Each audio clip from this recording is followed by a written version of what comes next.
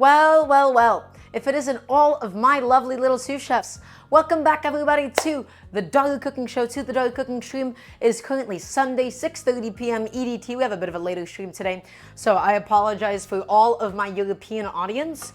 This one is a little bit difficult for you, but it is a Sunday. It is a Sunday. Tomorrow is my day off, so this is basically my pre-weekend stream, so I can go as late as I want. It's good to see all of you. Hello to Kaze, hello to Dumb Little Snail. What an amazing tag that is. Hello to Count J Buck, hello to Jack, hello to Turina Chess, hello to Trash Can Cat Mom, hello to School of Rock and Roll, hello to Holkin, hello to Ilium, hello to the one and only Tazaraki. It's good to have all of you. I missed all of you guys so much. Also, hello to Zoe 3D Blast. I see that we have a couple of new people. How did you all find the stream today? How did you all find the cooking show? I'll be sleepy at work for you. Thank you, Count J Buck, because we're going to maybe have a long stream today. My friends, we have a lot going on. And typically, by the way, 6:30 p.m. is not the time that we do the streams. They're typically an hour and a half sooner at 5 p.m. EDT. So I'm really excited about today's stream. I'm really excited to talk about it. We're going to be doing a couple of things that we don't do too often. We're going to be doing some Indian food, and specifically, we'll also be doing some vegetarian food. And I'll talk to you about why these are the different kinds of dishes that I will be doing. So, my friends, today we're going to be doing 3 separate dishes. One of them is just going to be a basic basmati rice. It's not really a dish. But the 2 other things that we're going to do, we're going to be doing a saag, and saag in Hindi really just means like greens, different kinds of assorted greens. And then we'll also be doing the star of the show, the dal makhani. And dal makhani is essentially lentils in a tomato sauce, but it's filled with spices. It's done with a lot of love. It's done with a lot of care and a lot of effort. And today is going to be completely meatless. In fact, you can make it completely vegan without the heavy cream, which we will need for some of the dal makhani. I saw that it's vegetarian, so I had to watch. Well, I'm happy to do so, Dumb Little Snail. Am I going to do Brawlhalla streams more regularly, Count J Buck? Yeah, I'm going to be on throughout the year.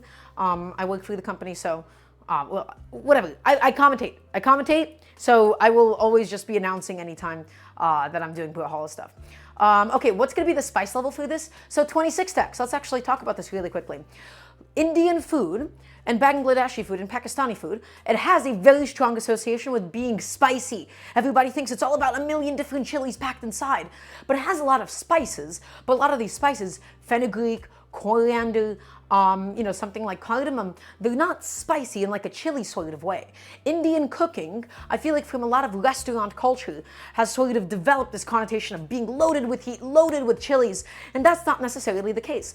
Neither of these dishes are actually going to be exceptionally spicy today, my friends. And so it's really entirely up to you, and the spice is only going to really come from the green chilies that we're using. Okay, guys, so let's go ahead and talk about everything that we're going to need for today. Dal makhani is an Indian dish that is basically, it's a bit more of a restaurant-y dish, but it's going to consist of some cooked lentils, and we're going to be building a base sauce for it out of tomatoes and chilies and onions and a bunch of different spices. So my friends, right here I have some really, really lovely French green lentils. Now, these are not the traditional kinds of lentils that would be used for this type of dish. The reason why I'm using these French green lentils is because this is what I already have at home. And so, guys, remember, this is a home cooking show. If I already have green lentils, I'm going to go ahead and substitute them for, typically you would do this with black lentils. Okay, so I'm going to go ahead and substitute them, and I'm going to make it work anyways. Is it entirely authentic? Is it super traditional? No. But instead, what I am doing is I am adapting it to the ingredients that I already have at home. And so I don't want to go out and buy more lentils. I'm going to use these green lentils, and it's still going to come out delicious. So guys, these lentils, I wash them thoroughly, and I have them soaking in warm salted water, and the warm salted water is going to give them the skins a little bit more flexibility so that the lentils hold their shape a lot better when they cook, so that they don't completely fall apart and turn into mush. Okay, my friends? And yes, exactly, Dumb Little Snail. The best ingredient is the one that you already have. For specifically dal makhani, you don't want to be using red lentils, yellow lentils. You want to use black lentils, brown lentils, green lentils, that sort of thing, because they're skin on and they hold their shape a lot better when they cook. Guys, I am very inexperienced when it comes to cooking lentils. A lot of what my stream today and the last time is about is being able to use this ingredient a little bit more, because I love lentils. They're really, really cheap, they're really affordable, and they're super nutritious. More people should be eating lentils, and I am embarrassed with how little experience I have cooking with lentils. So that's what this is. And guys, this is going to be the base of my saag today. Again, so in Hindi, I believe palak specifically refers to spinach, so if you ever see palak paneer, that's spinach and cheese.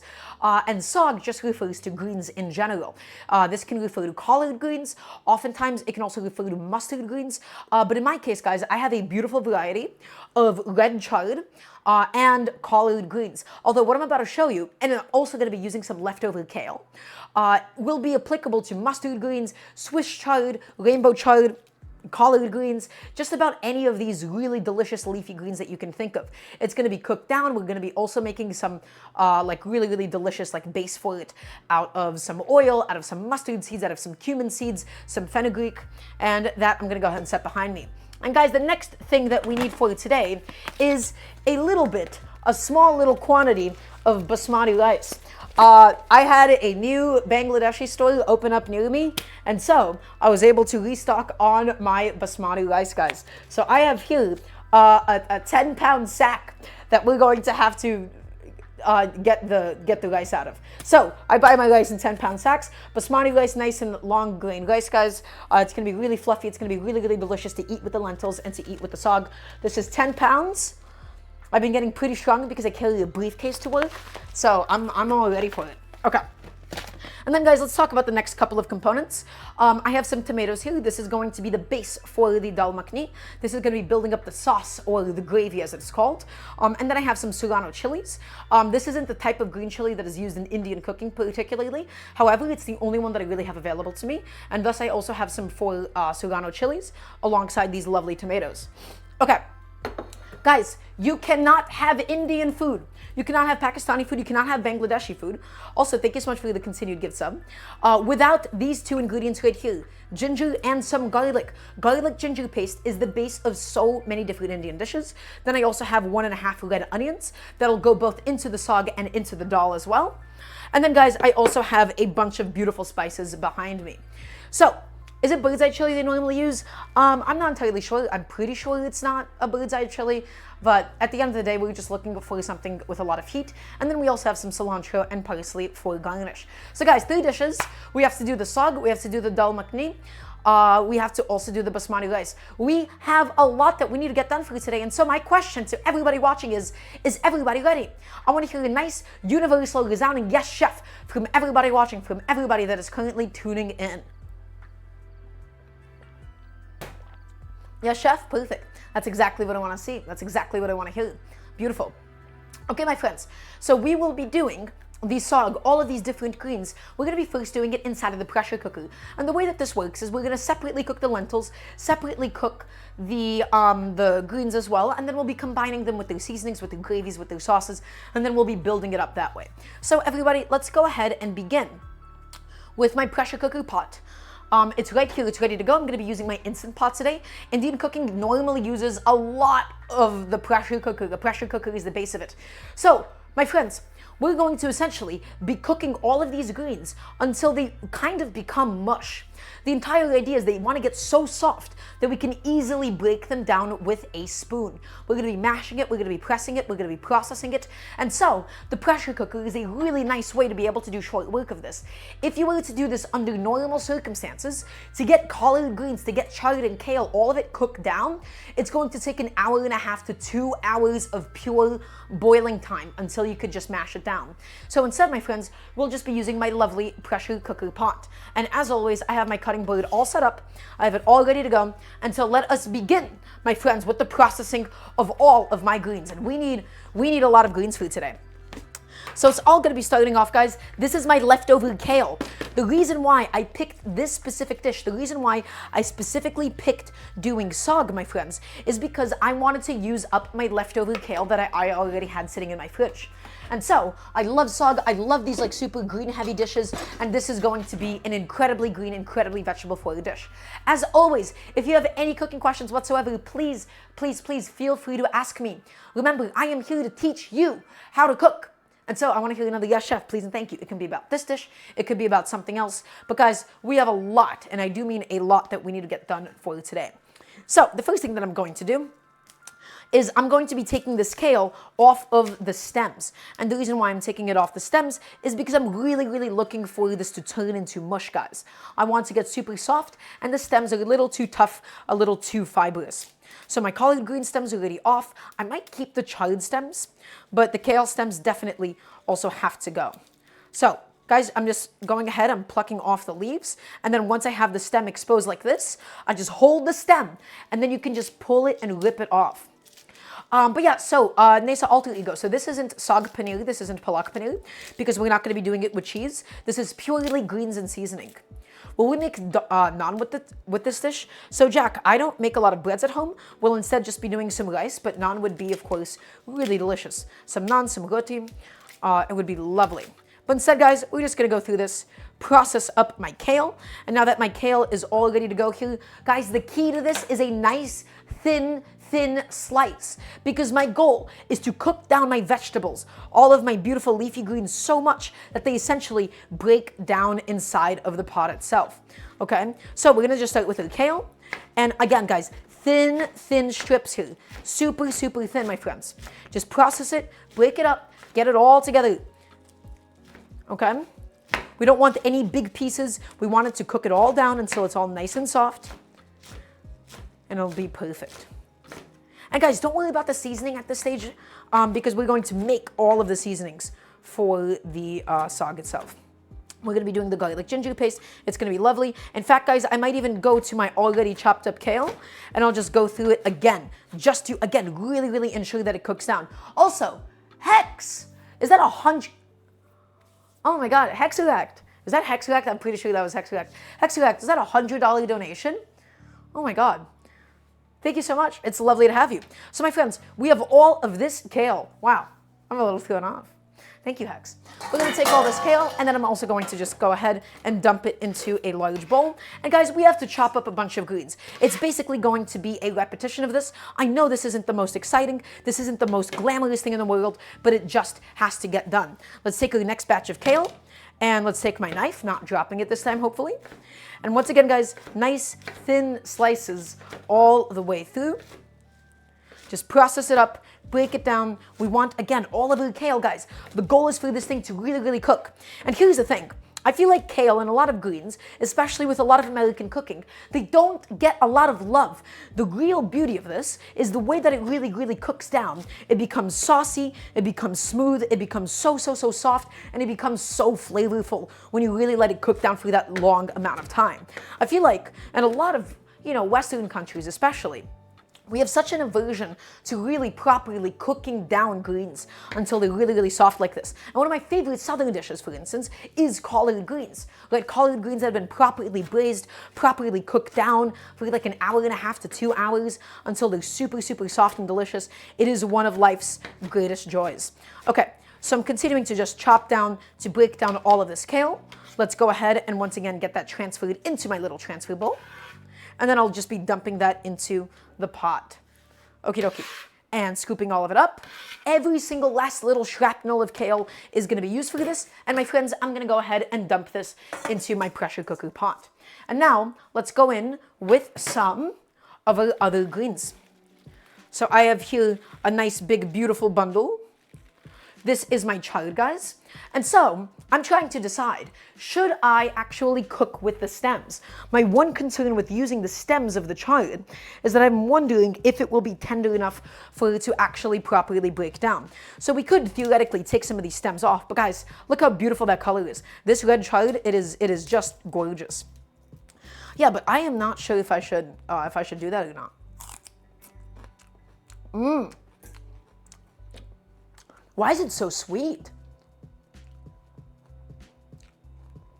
Is red chard normally this sweet? That was like aggressively sweet just now. And that's really good flavor. But guys, mustard greens may be one of the best greens to use in this kind of a dish. I will say though, and having chewed it up a little bit, I can tell you that the texture of the stem is actually quite fibrous. So I think I'm going to have to unfortunately part ways with the texture of the stem here, because again, I'm really looking for all of it to cook down beautifully. I'm looking for it to get super soft. Okay, so I'm just gonna go ahead and get rid of like some of these bigger chunks of stem here. Just get rid of those. And then guys, same exact idea. We just gotta bundle up the leaves. We have a lot of leaves to get through, guys. This is going to be a very vegetable forward kind of day. So we have to go ahead and just slice all this up. Yeah, and so I'm okay with keeping some of the stems because the stems, again, they're not as tough as like collard green stems or anything, but they're definitely not soft enough that I want to have all of them just casually inside. So go ahead, let's process all of this down, my friends. Okay, and there you go. And then we're just going to go back through it and just cut this up into some smaller chunks, guys, until it just all really easily fits into the pot. And again, don't worry about getting perfect knife cuts for something like this because it's all going to get super, super soft. It's all going to cook down. Can you use those stems in a stock with leafy greens? My answer to you is maybe. I don't think it's super optimal for the stock, but I don't think it could hurt too much. So honestly, I haven't really tried it. So I'm not that much of an expert in that specific field. Okay, let's go in with the next bundle of chard. And guys, all of this, as you may know, if you've ever cooked with spinach, you know exactly how much these vegetables reduce as they cook. You know how much they tend to just break down and become nothingness. Ooh, this one's kind of chewed up a little bit. Okay, so I'm just going through this entire pile. I'm getting rid of all of the big chunks of stem, my friends. And does anybody have any questions for me? Is everybody still watching? I want to hear a nice yes, chef. This would be a really good time to ask me any questions because this process is just going to be a little teeny tiny bit repetitive. Also, the chard was super cheap, relatively speaking. I did not pay that much for this during this time of the year. And so I just wanted to highlight all of these lovely fresh greens, all these really, really good, delicious leafy greens. Because guys, leafy greens don't always just have to be consumed in a salad. When they're cooked down, they have so much flavor, they have so much character, they have so much that they could possibly say. Okay? And so greens aren't just limited to super chewy, super fibrous salads. It can get delicious, it can get creamy, it can get really, really beautiful. I love collard greens. I'm a little unaccustomed to actually cooking and working with chard, and so that's what this is for me today as well. I would like to get more comfortable with these different kinds of leafy greens. Okay? And I'm just going through it all. And again, guys, I know this is a lot. Jack, I have not seen Alex's new video. I don't particularly religiously watch Alex. I kind of disagree with a lot of his different cooking videos. He's a little Reddit for me. But I do occasionally partake in some Alex video consumption. Okay, let's just go ahead and just chunk it up. Let's chunk it up. It is annoying to cut, especially on a small cutting blade like this. It's a little bit tedious. It's a little annoying. So let's go ahead and just clean up our station. I think I was just a little too ambitious with how much I used. And again, it doesn't have to be perfect. It doesn't have to be like super microscopic chunks either. It just has to be small enough in order to get the job done. Okay, and by getting the job done, I just truly mean it getting soft enough during the process of it cooking. Okay, and that seems to look good for now. So let's go ahead and just scoop all of this up. Lovely. Okay, and then I'm gonna go ahead and dump all of my chard into the pressure cooker pot as well. And now, my friends, let's go ahead and work on this big, big, beautiful pile of collard greens that I have. And the collard greens, guys, you have to thoroughly wash these things. They have to be submerged in liquid. You have to drain them out a couple of times and then you have to dry them off. This is a little bit of work, but what you get is this amazing home food. The beauty of cooking collard greens, of cooking greens in this way, guys, is they just stay so good in your fridge. They're super, super easy. They're super delicious to reheat, okay? And the collard greens are really nice because we get to just kind of roll these bad boys up and then we get to slice them nice and thin all the way through. Beautiful. Just going all the way through it, my friends. Getting this bundle done. But yeah, this is, to me, ideal home cooking, right? Because when you cook vegetables down this much, when you stew them down, when you cook them down, they're perfectly reheatable, they're really transportable, they're really easy to take anywhere, they're super delicious with rice, and it's also incredibly economical. Are they one of the veggies that have notoriously dirt under the leaves? Yes, dumb little snail. Collard greens especially are known to be quite dirty. And so these have to be soaked in the sink with some water. If you guys see pre-washed greens, you're probably overpaying it for it. Did we just kill a baby green ostrich? It definitely looks like that. We're going through a lot of vegetables at the moment, my friends. So the collard greens, those bad boys also go into the bowl and then into the pot. And then we have about 2 more little batches of greens to go through. So let's go ahead and grab them. Also, thank you so much, Uber Bounty, for the sub. Thank you, thank you. And also, guys, once again, I apologize for the late stream. I just had my commentary work today, and thus we couldn't do the normal time. So, my friends, let's go ahead and take the greens once again, let's take them and let's just stack them up. Let's stack them up nice and flat. Okay? And then once we've stacked them up, we can roll them up really, really nice and tight. And once again, my friends, we are slicing and slicing, and we're slicing them really nice and thin. Just so, again, they cook down, they break down properly, they do exactly what they need to do. Okay? And let's just take this and let's just go through all of it one more time. And again, I know I'm chopping, I know I'm not being very delicate with this, but these kinds of leafy greens, my friends, they can absolutely take it. All right, Serena, thank you for stopping by. All right, there's that one. And now, the very last batch of greens. And guys, we did it. We processed it. I know this was a lot of work. I know this was us. Oh my God, we've already been live for 20 minutes? What? There is no way. Okay, we gotta start moving fast because we got a lot to get done today, guys. Okay, and all of the collard greens are now officially chopped up. And that's 1, and that's 2, and that's 3, and that's 4. Beautiful. And my friends, let's go ahead and get everything into the pot once and for all. Okay.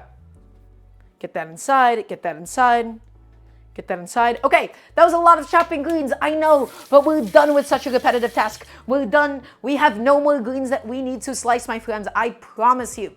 So let's go ahead and get this last batch properly inside. Just gonna wipe off my knife because it has a few little bits of shrapnel still left. Okay, and let's go to the stove. So guys, again, I am using a beautiful blend of different greens today. This, as always, my friends, I am not here to teach you a recipe. I'm not here to teach you a recipe. I'm not here to teach you exact things.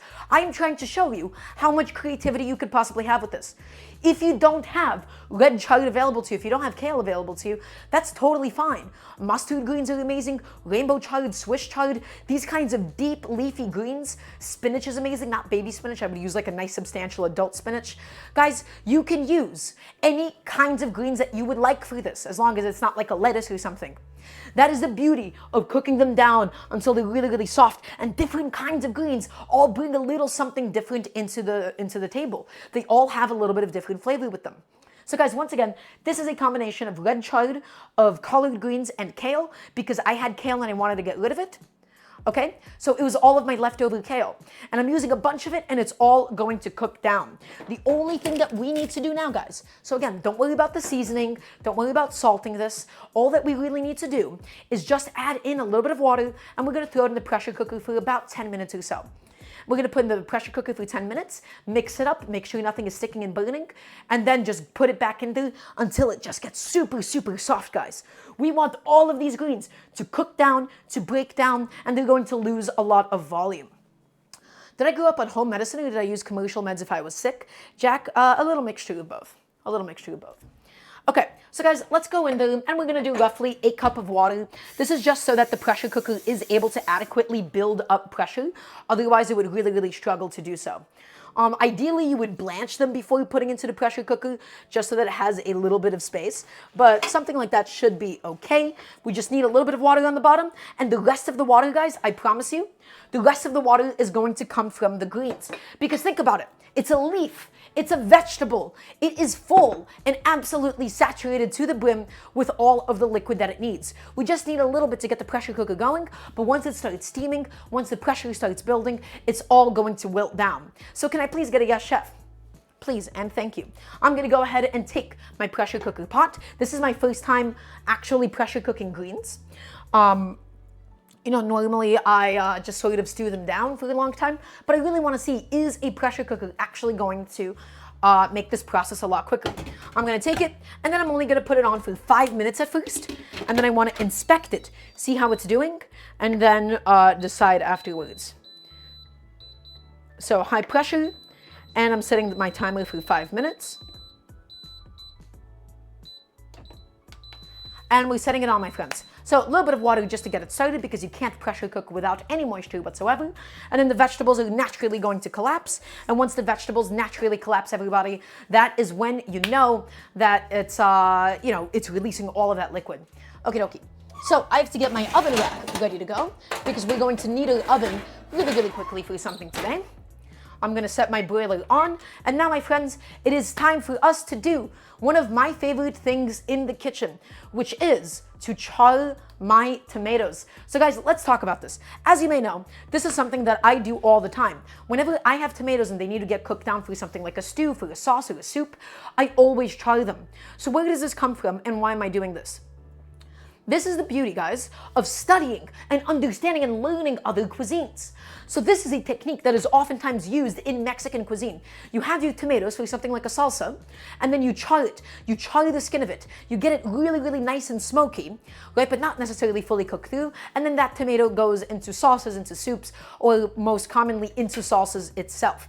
And so this is something that I took a lot of inspiration from Mexican cuisine, and I wanted to apply it to other different kinds of cuisine, right? Because it's a really, really nice way of getting that little bit of extra flavor, my friends.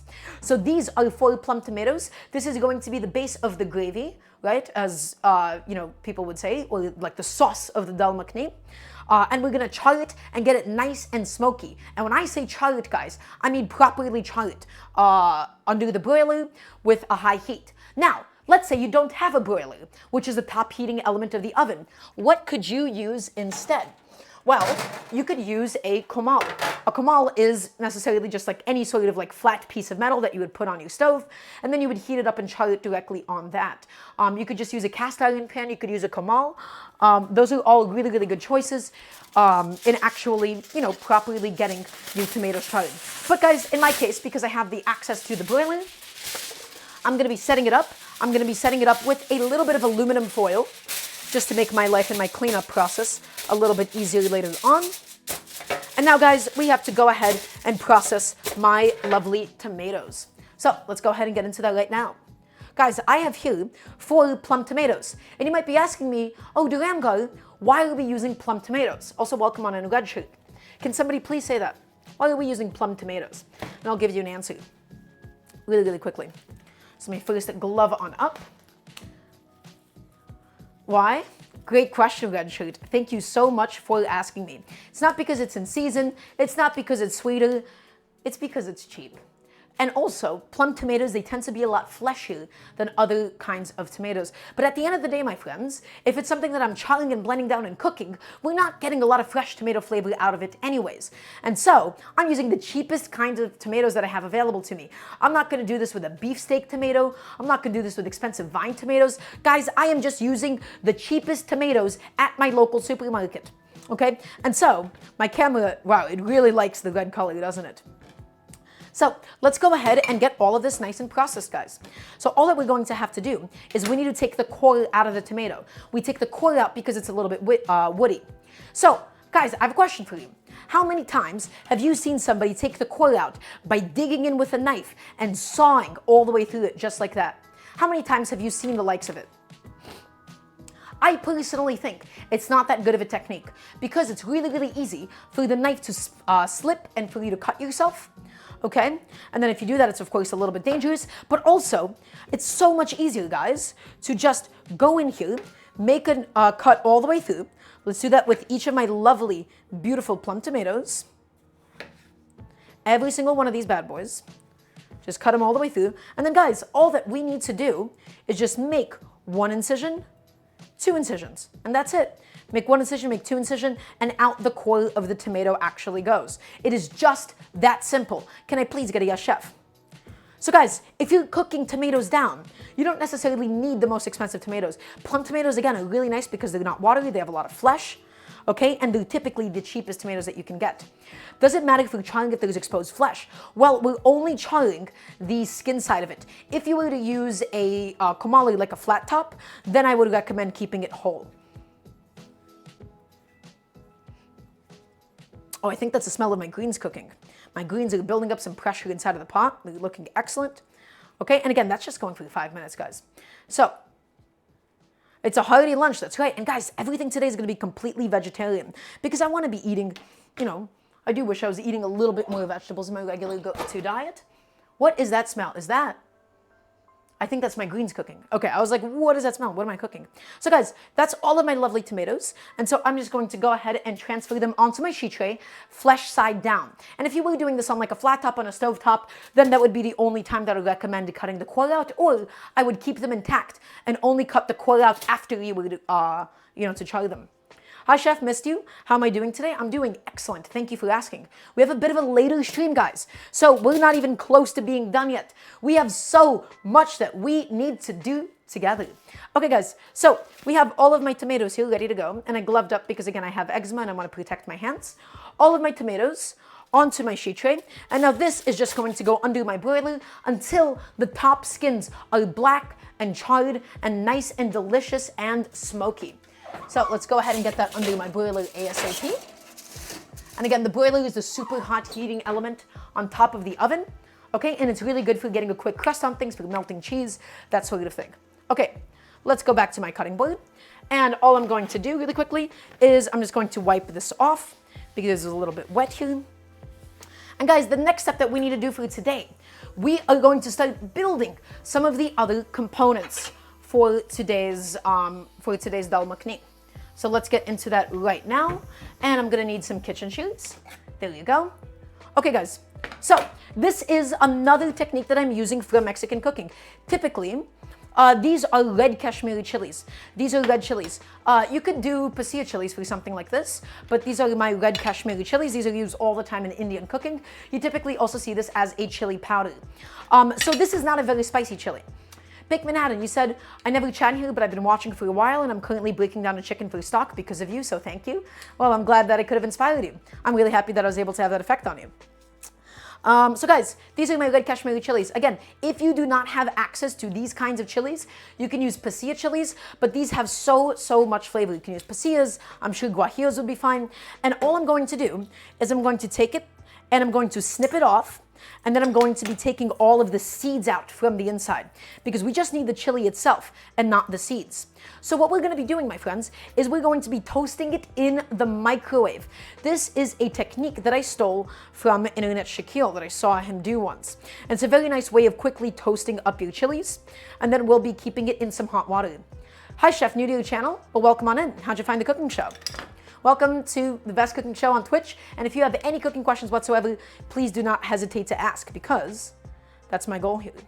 I'm here to teach everybody how to cook, especially at home. So let's go ahead and get all of my little seeds out. And it's fine if you leave a couple of them. It's just the seeds don't really do much for us. It's to manage some of the spice levels, but then also none of the real aroma of the chili is inside of the seeds. Okay? So guys, the pressure cooker has already built up pressure. It's going, it's bubbling away. So it's just gonna be 5 minutes of pressure cooking, and then we're gonna inspect it and then leave it for probably 20 minutes after to pressure cook. Am I making Indian food? I absolutely am. You can type in !menu to see what we're doing, just as Trash Can Cat Mom has displayed for us. In fact, I'm not even gonna use my kitchen shears. I think I'm just gonna pop it open like this, keeping it really nice and simple. Okay, I love Indian food too. And today's is gonna be entirely vegetarian and everything from scratch. And both of these dishes, my friends, the dal makhani, this delicious lentil curry, it reheats so easily. The saag as well, it reheats so easily. That is the peak of home cooking. So guys, we're going through all of the chilies, and what you're looking for, my friends, in a dried chili. Most people, they get only used to using dried chili powder. Chili powder that has so much less flavor than whole chilies. You're looking for the chili to be flexible. You're not really looking for it to be crunchy, guys, because if it's too crunchy, that's a good indication that the chili is too stale.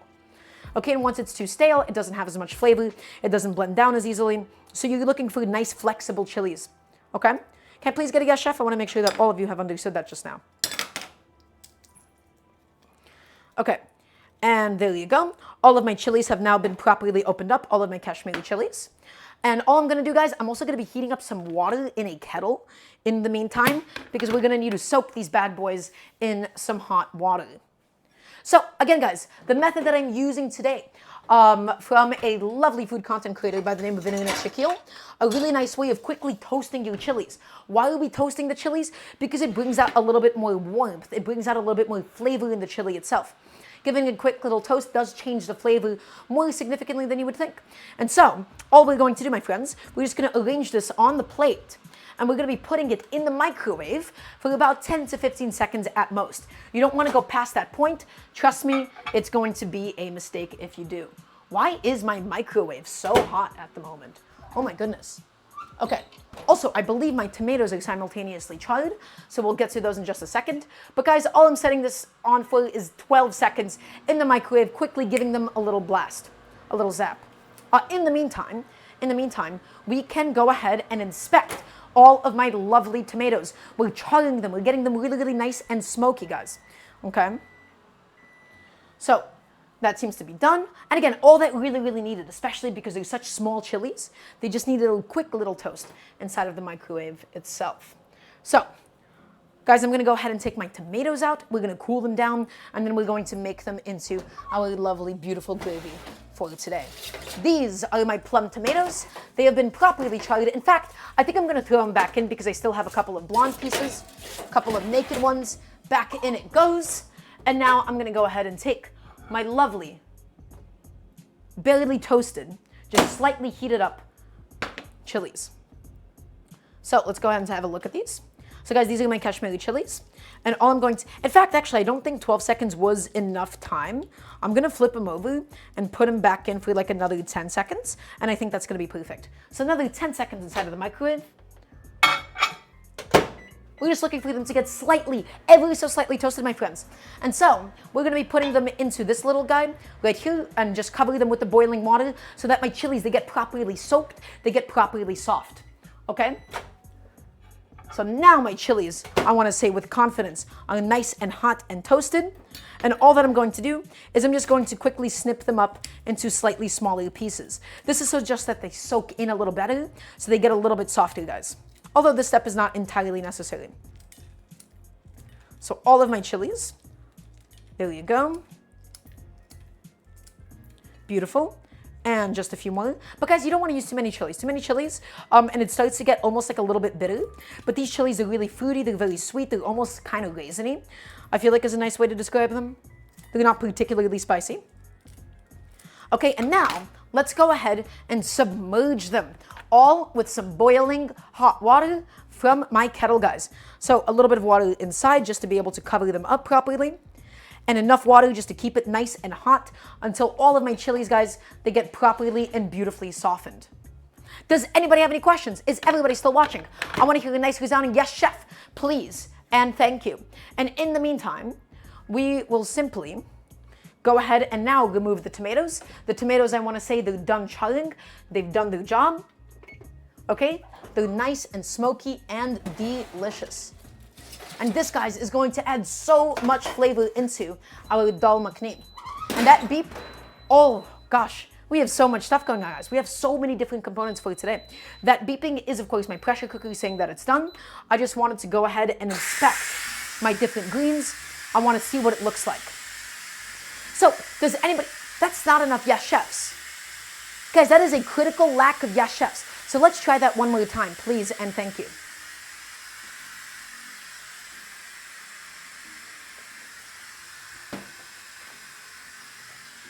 Okay, so guys, we're doing two separate dishes today. I'm not really counting rice as a dish. We're doing some saag, which is just the Hindi word for greens, and then we're also doing some dal makhani.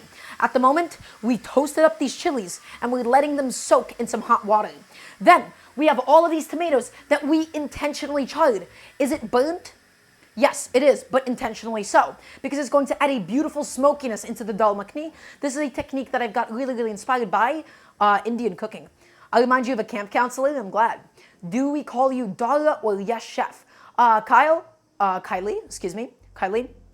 I don't know if it's Kyle Lee or Kylie, so let me know which one you prefer. Dara, when you're normally addressing me, you know what, I like chef all the time. Kyle, I like chef all the time, please and thank you.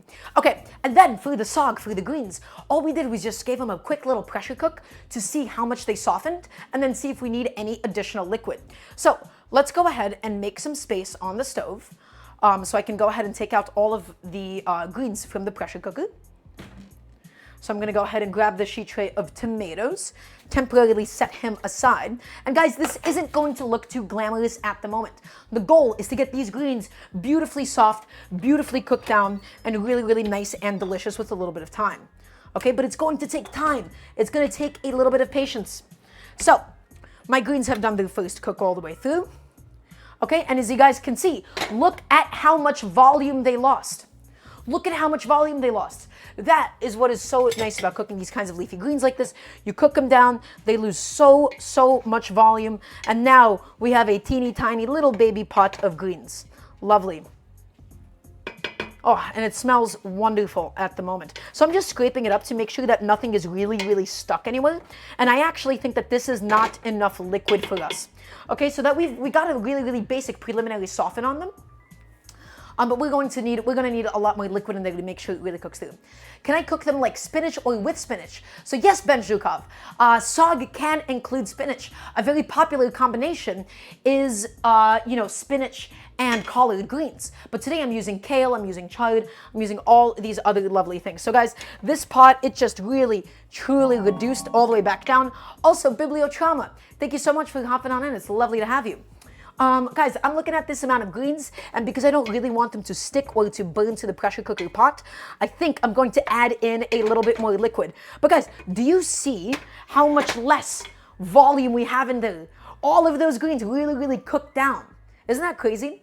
And that just has something to do with like the cellular structure of them or something or the other. I wouldn't be able to tell you the exact science. But let's go ahead and get a little bit more liquid in here. Okay, and now the goal, guys, is to really pressure cook them until they're soft and they're so easy to essentially, basically puree. Okay, the goal of this is to get them super mushy, super soft, right? We're not going to blend them down, we're just going to squish them. Give them a good old proper squish.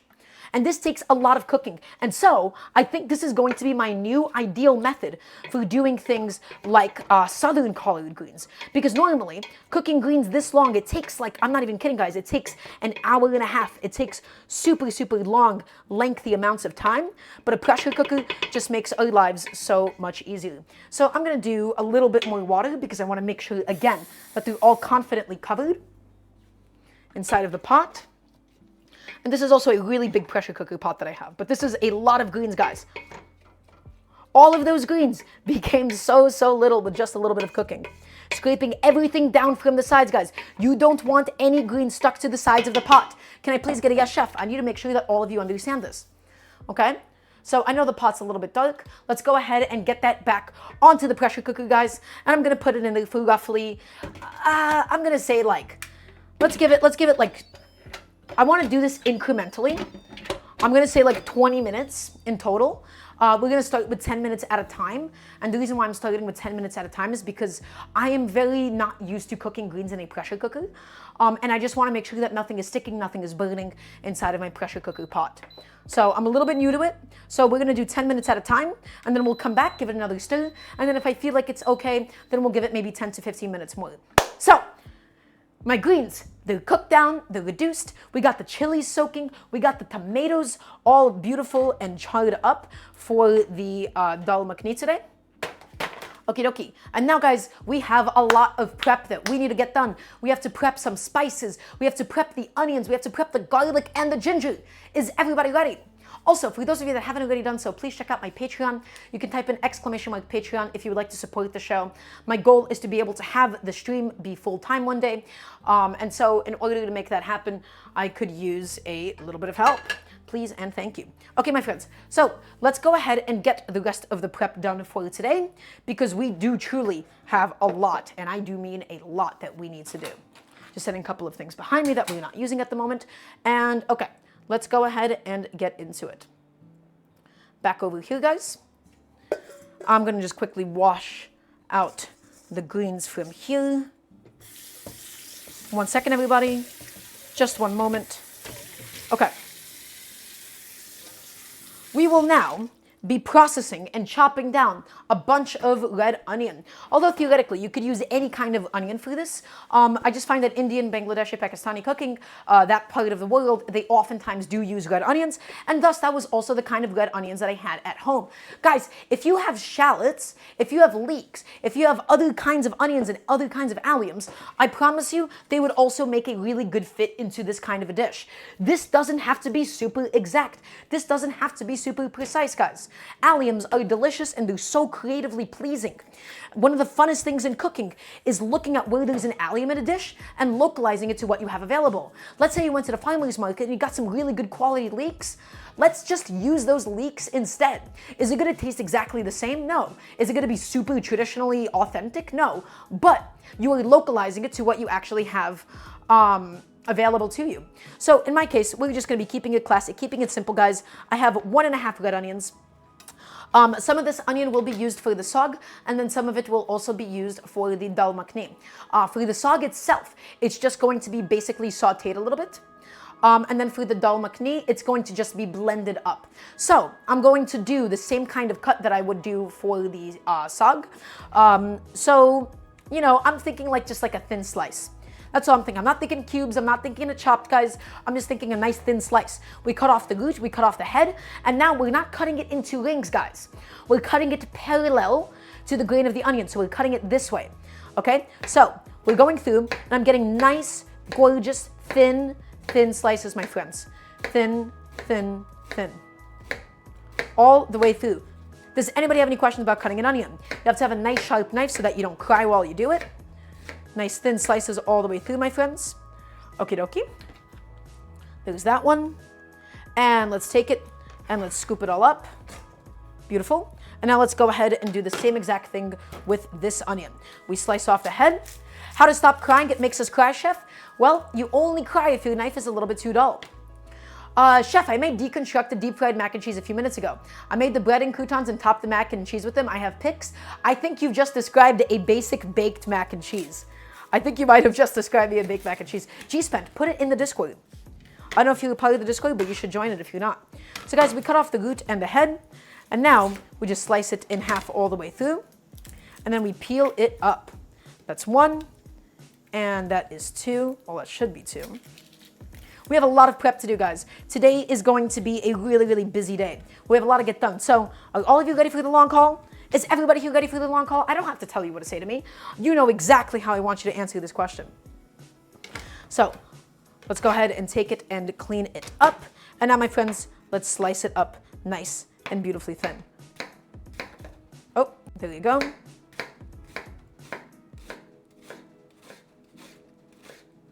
All the way through, all the way through. Not sure, chef. Oh my goodness. Can't believe this. You guys got to be ready for the long haul. Sometimes some things don't get done too quickly. Okay, that's that other chunk of red onion sliced up. Let's clean it up using the bench scraper as always.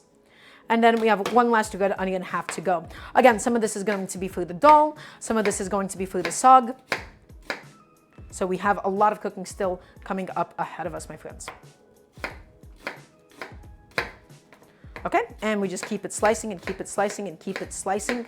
We keep it all going. Okie dokie. And that looks good. So let's go ahead and take this out. Lovely. That is all of my red onion. Beautiful, all done and prepped and ready to go. And so I will just simply set this bad boy behind me. My pressure cooker is going. My tomatoes are charred. Soon we're going to be building the gravy, the base for this lovely dal makhani. And now, guys, we have to do one of the most important parts of Indian cooking, my friends. Okay, this is the garlic ginger paste. The garlic ginger paste is super, super important. You see it in so many different dishes. And for today specifically, this is going to be both featured inside of the dal and inside of the saag itself. So for this, I'm going to specifically glove up because it can get a little bit harsh on your hands. And guys, I think I'm going to do the spoon peeling method today for the ginger. All right, so let's grab a little spoon. And where is my garlic press? Because I'm going to need my garlic press a little later. I have found it.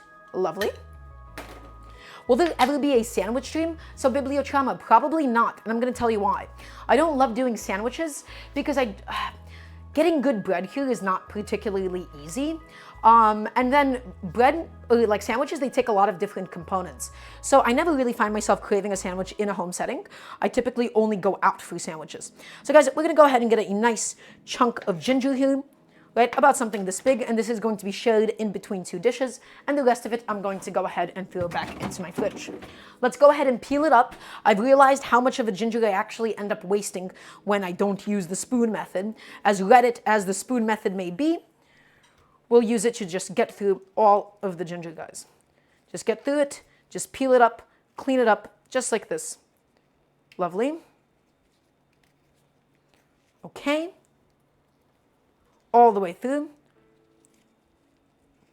You ate a chunk of ginger for some nausea as I started. Well, I hope the ginger helped. Okay, and there you go.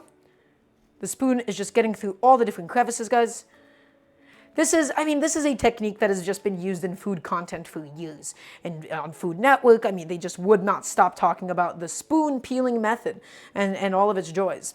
Okay, so that's my ginger now mostly peeled up. It's okay if there's like a little bit of skin left on it, but I'd rather not. What is a fun fact you tell others that you find funny, that I find funny? Jack, I don't know. I don't really tell others fun facts. Everything I say is a fun fact, especially when it comes to food. I know a lot. That's why I want you guys to ask me questions. Okay, everybody. So what's the goal now? We're going to go ahead and just start off by smashing this ginger ever so slightly so that it sits a little bit more flat on my cutting board. Ah, there you go. And now that that has been properly smashed, it's not going to roll around as we cut it anymore. Oh, camera. Hey, what's going on, buddy? What's happening? Why are we freaking out all of a sudden? Is it because of the knife? Is it because of this? Guys, my camera is just not happy with me at the moment. What are you doing? What is this? Do you need something else in the shot to be normal again? Apparently so. That was a long time for it to adjust too. Okie dokie. So guys, all that we're going to do, we're going to go ahead and take the ginger. And now, with a little petty knife, and the reason why I like a petty knife is because I feel like a chef's knife would be too clunky. The reason why you want smaller knives for smaller food is because it won't stick as easily, and you don't need that much length necessarily. So I take my petty knife, a tool that is much better size for the job. And guys, all I'm doing, I'm first cutting it up into little planks, just like this. Okay, I'm cutting my ginger into planks, and you could do this in a food processor. That would be ideal. You could do this in a blender. It's just that I have so few aromatics that it wouldn't blend properly. Okay, and now let's go ahead and take it, guys. Super, super thin batons at this stage. Do I grate ginger often? So dumb little snail, no, because I find it to be like a little bit of a hassle, unless I actually just need that little ginger. But in my case, I just kind of prefer to just chop it up by hand. Although grating it would have also just been a good choice. Guys, use whatever tool is best. But again, with a food processor, the blender, you need a certain volume already. So it doesn't do good with like small quantities of things. Okay, so that's my ginger, guys. And I'm just going to go ahead and give it a little rotation. And now we go ahead and take it and we cut it up into these super, super fine cubes. Over and over again. You can do this in a mortar and pestle, you can do this in a food processor. Just guys, anything to really process this into tiny, tiny pieces. We're not looking to bite into chunks of ginger today. We're not looking to bite into any ginger. We're not looking to feel in any ginger. We want the ginger to essentially melt through the dish. So Trash Can Cat Mom, you ask me, can I put ginger through a garlic press? I've tried doing that, but it actually doesn't work. I think that the ginger is too tough and it's a little too fibrous to go through a garlic press. So I tried to do it before, especially because I use a garlic press to get the garlic done for garlic ginger paste, but I was unsuccessful with the ginger. So that's a good question. Okay, and guys, let's just keep on going. Let's just keep processing, keep it going, keep it going. Again, I'm looking for a very, very small thing. Are galangal and ginger the same, or what's the difference? Jack, they're actually quite different. They're quite different. I wouldn't be able to tell you exactly what galangal tastes like because I don't get to cook with galangal often, and my local stores don't really sell galangal particularly. So I'm not going to be the best at telling you what the difference is, but galangal and ginger get mixed up very often. And I know like a lot of like South Asian like cooks get kind of annoyed at that. Okay, and let's go ahead and just continue to just mince this up, guys. Mince, mince, mince, mince, mince all the way through until all of my ginger is lovely and ready to go. And again, it's not completely pressed. It's not completely smashed down into a paste, but it's still going to be fine and it's still going to be perfect for my needs today. So guys, let's go ahead and take my ginger and let's scoop all of it up and put it inside of my little condiment cup. Okay? And I'm also just going to clean up my station, get rid of any scraps that could be left over. Let's go ahead and do my garlic now. Guys, this is, again, I'm going to say it again and again and again.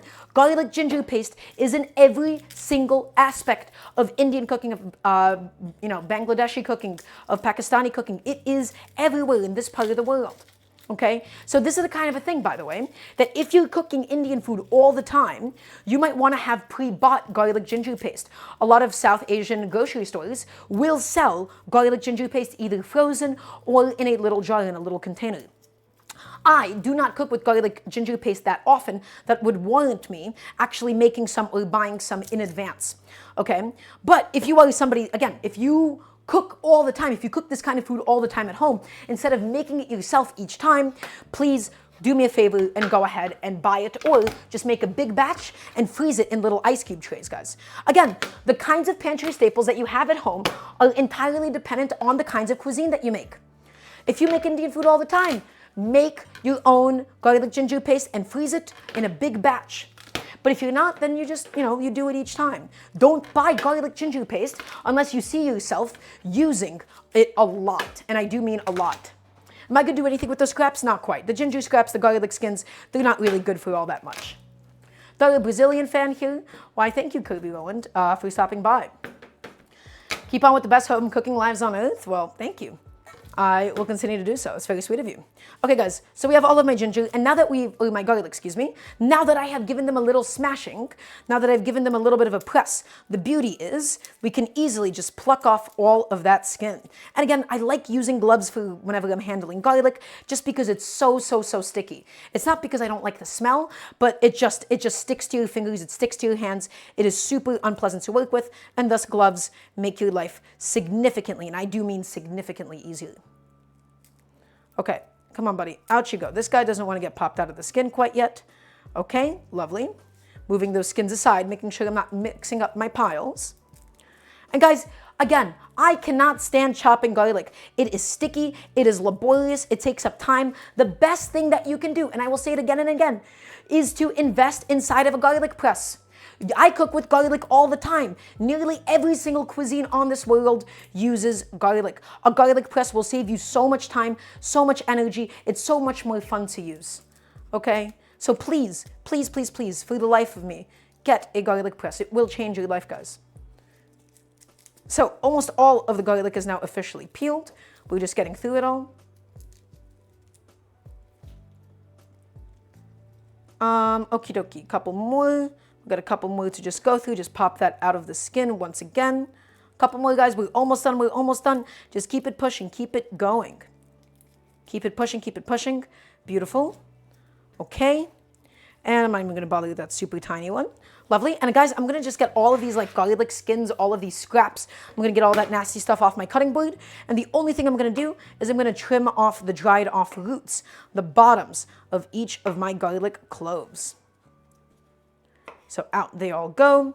Out they go. Guys, today is going to be a day of a lot of prep. We have a lot of prep that needs to get done. We have a lot of stuff that needs to get done. So please bear with me for this process. Okay. And that all looks pretty good to me. Okie dokie. And now, guys, let's go ahead and get this all pressed up. We have all of these lovely garlic cloves. And let's go ahead and put them in. Also, Jack, that's very sweet of you. You don't have to do that, though, but that is very kind of you. Thank you. So, guys, all of that garlic just going directly inside. Pop it in. Every single last one of these cloves. And this is a bunch of garlic. Am I measuring? Am I counting how many garlic cloves I'm using for this dish? Absolutely not, my friends. I am purely eyeballing it. I'm going entirely by feel. Okay, and that's what it means to cook at home. We're just roughly doing equal parts garlic, maybe a little bit more garlic than ginger, but guys, I don't care. It's gonna be fine, it's gonna be delicious at the end of the day. That beeping sound is once again my pressure cooker saying that she is done. So I'm gonna release the pressure and we'll get back to this. Get it back in there, guys, press it all the way through. Get it back in there and press it all the way through. Every single last one of my garlic cloves, guys, they've got to go. Does anybody have any questions for me in the meantime? Can I please get a yes, chef, from everybody watching? I want to make sure that you're all attentive.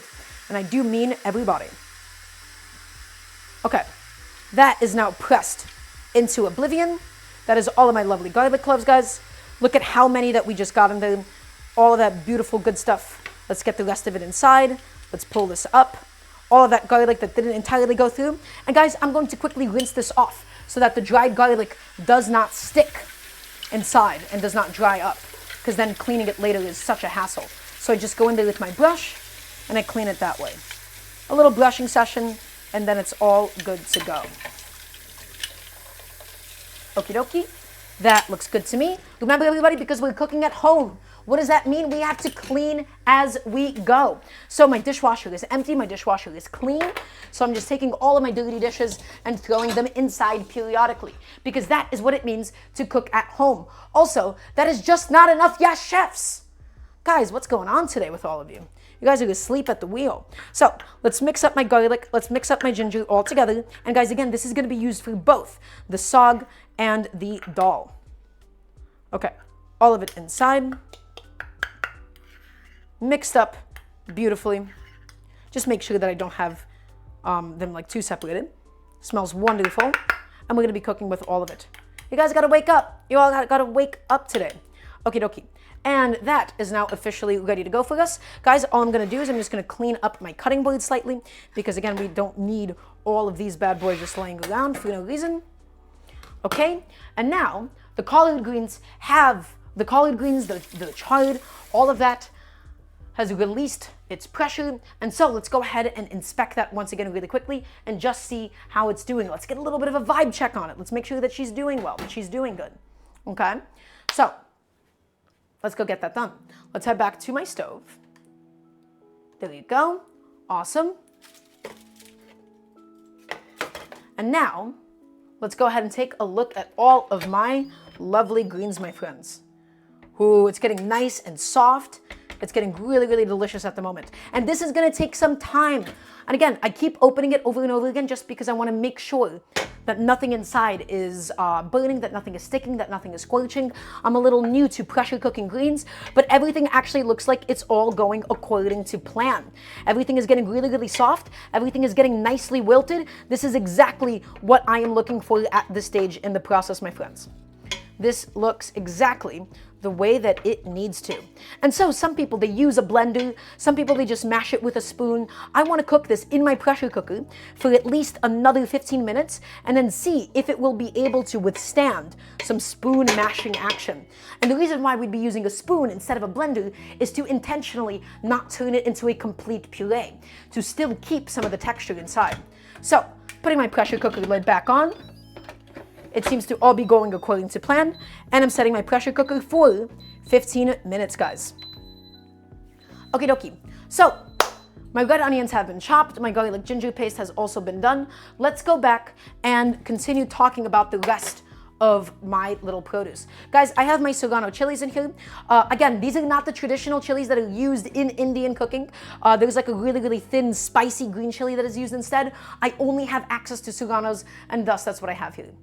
Also, Jackie, fine, don't sweat it.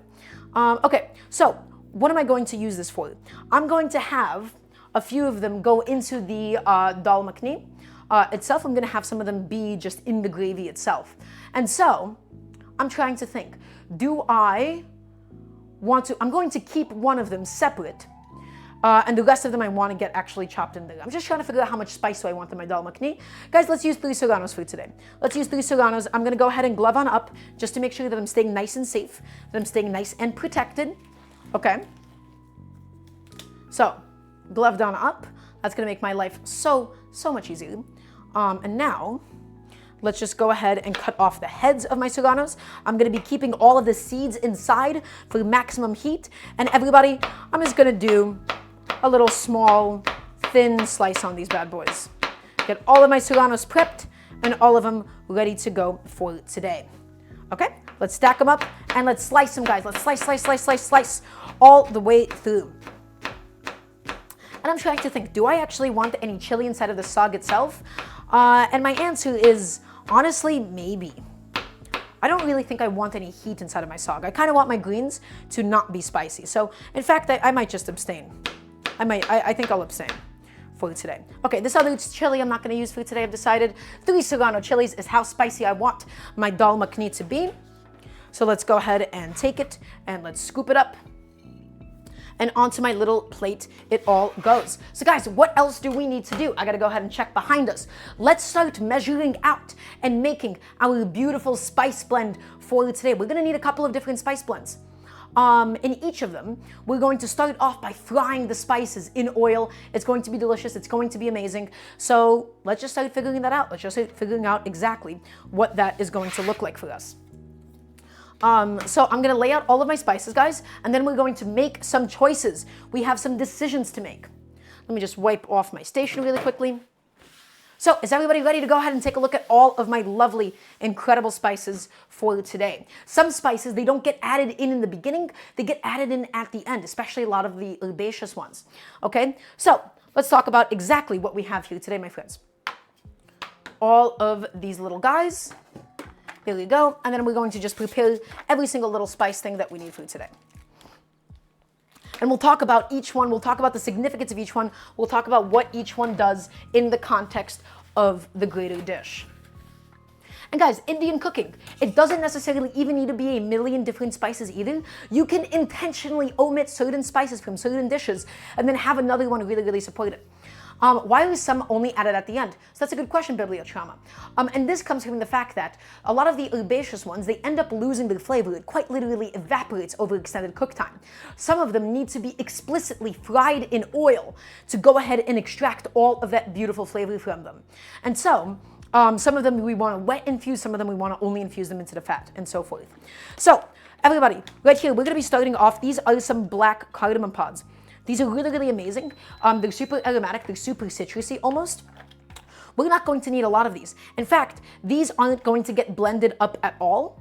We're only going to have about 2 of them in each dish for today, and I'm going to have them separated for that reason. They're super citrusy. They're super intense. These are the kinds of spices that you pick out. Okay? We don't want to mash them. We don't want to do anything crazy with them, guys.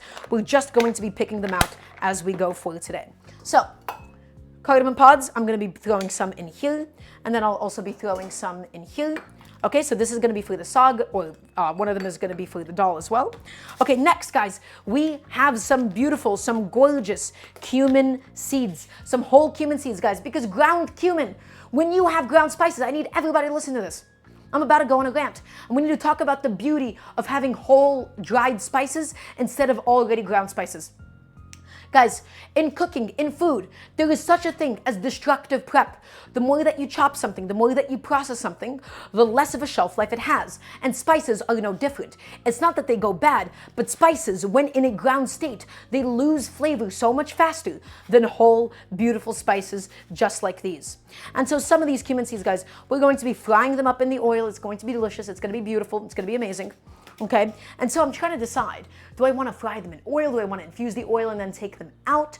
How exactly do I want to go about doing this food today? Do I want to grind them up first and then fry them in oil? We have some decisions. We have some big, big decisions that we need to make. Will we be using peanut oil? Yes, Trash Can Cat Mom. Traditionally, we would either use mustard seed oil or we would use ghee, and I have neither of those things. Excuse me, something got stuck in my throat.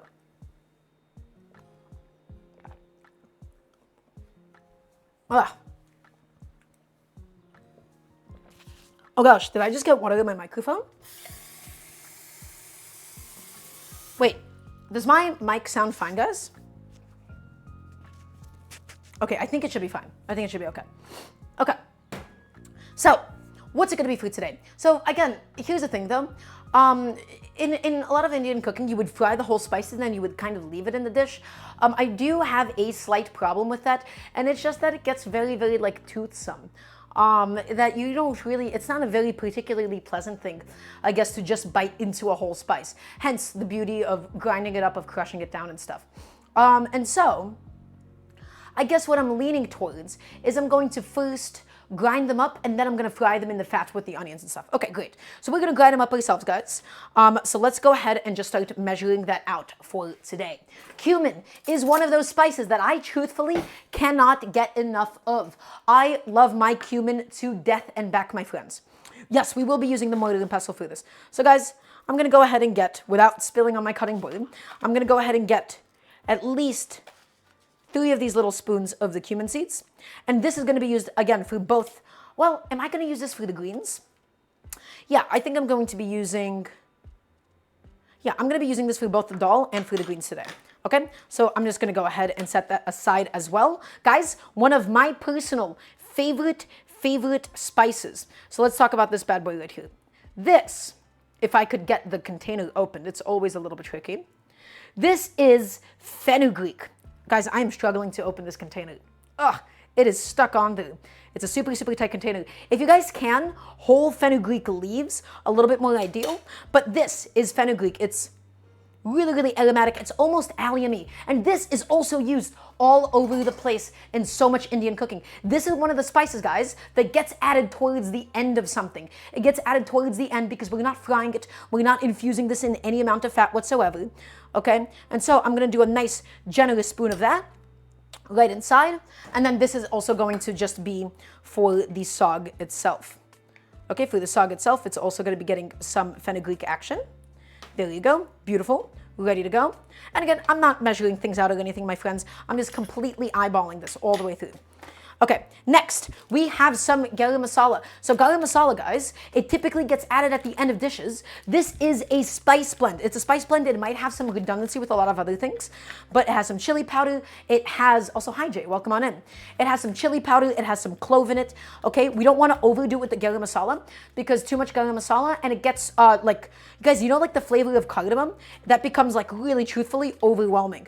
And so I'm only going to use about half of that spoon worth of garam masala. And at the end, we can always just add more if we felt like that wasn't enough spices. I'm not going to end up using any cloves because the cardamom really takes care of that flavor for me. And then guys, last but not least, we have some gorgeous mustard seeds. And mustard seeds will be one of the spices that we keep whole, and it's going to be infused into the fat for today. So I'm going to go ahead and get us a very nice spoonful of the mustard seeds into each one of these guys. Lovely. So that's the mustard seeds, that's the fenugreek, that's the garam masala, that's the cumin. What else could we use for today theoretically? Honestly, I think that's it, guys. I think I'm going to just be keeping it relatively simple in terms of the spices. So this is going to be for the saag itself. We're going to have to grind up all of this cumin right now. This is going to be used for the dal. Okay? And now, guys, let's get to grinding. Let's go ahead and make this happen. Again, I'm going to actually keep the cumin seeds away from the saag because I'm looking for it to be a little bit more herbaceous. I'm looking for it to be a bit more grassy. In fact, what I think I'll do is I'll get some coriander seeds into the party. I'll get the coriander seeds nicely and properly involved. So a little bit less cumin seeds in total because we don't need that much for the dal. I know this was a lot of repetition. I was still figuring this out as I go.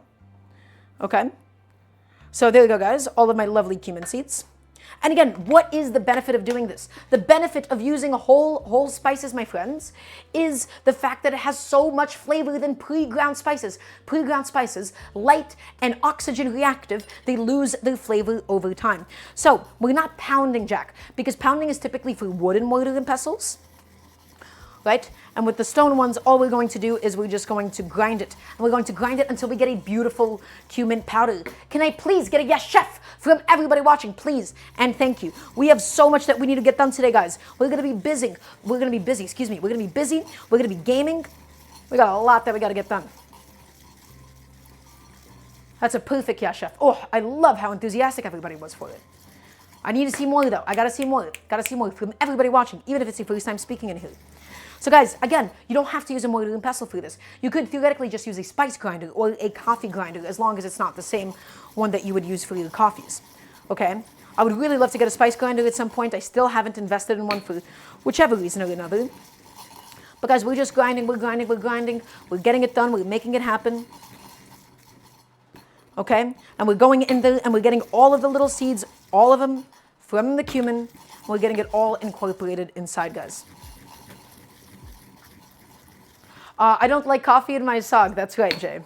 I'm afraid I do not want the coffee flavor inside of my greens. But yeah, guys, we're going to be keeping the saag like super simple in terms of spices, just like mustard seeds, fenugreek, and then we'll also do some coriander powder.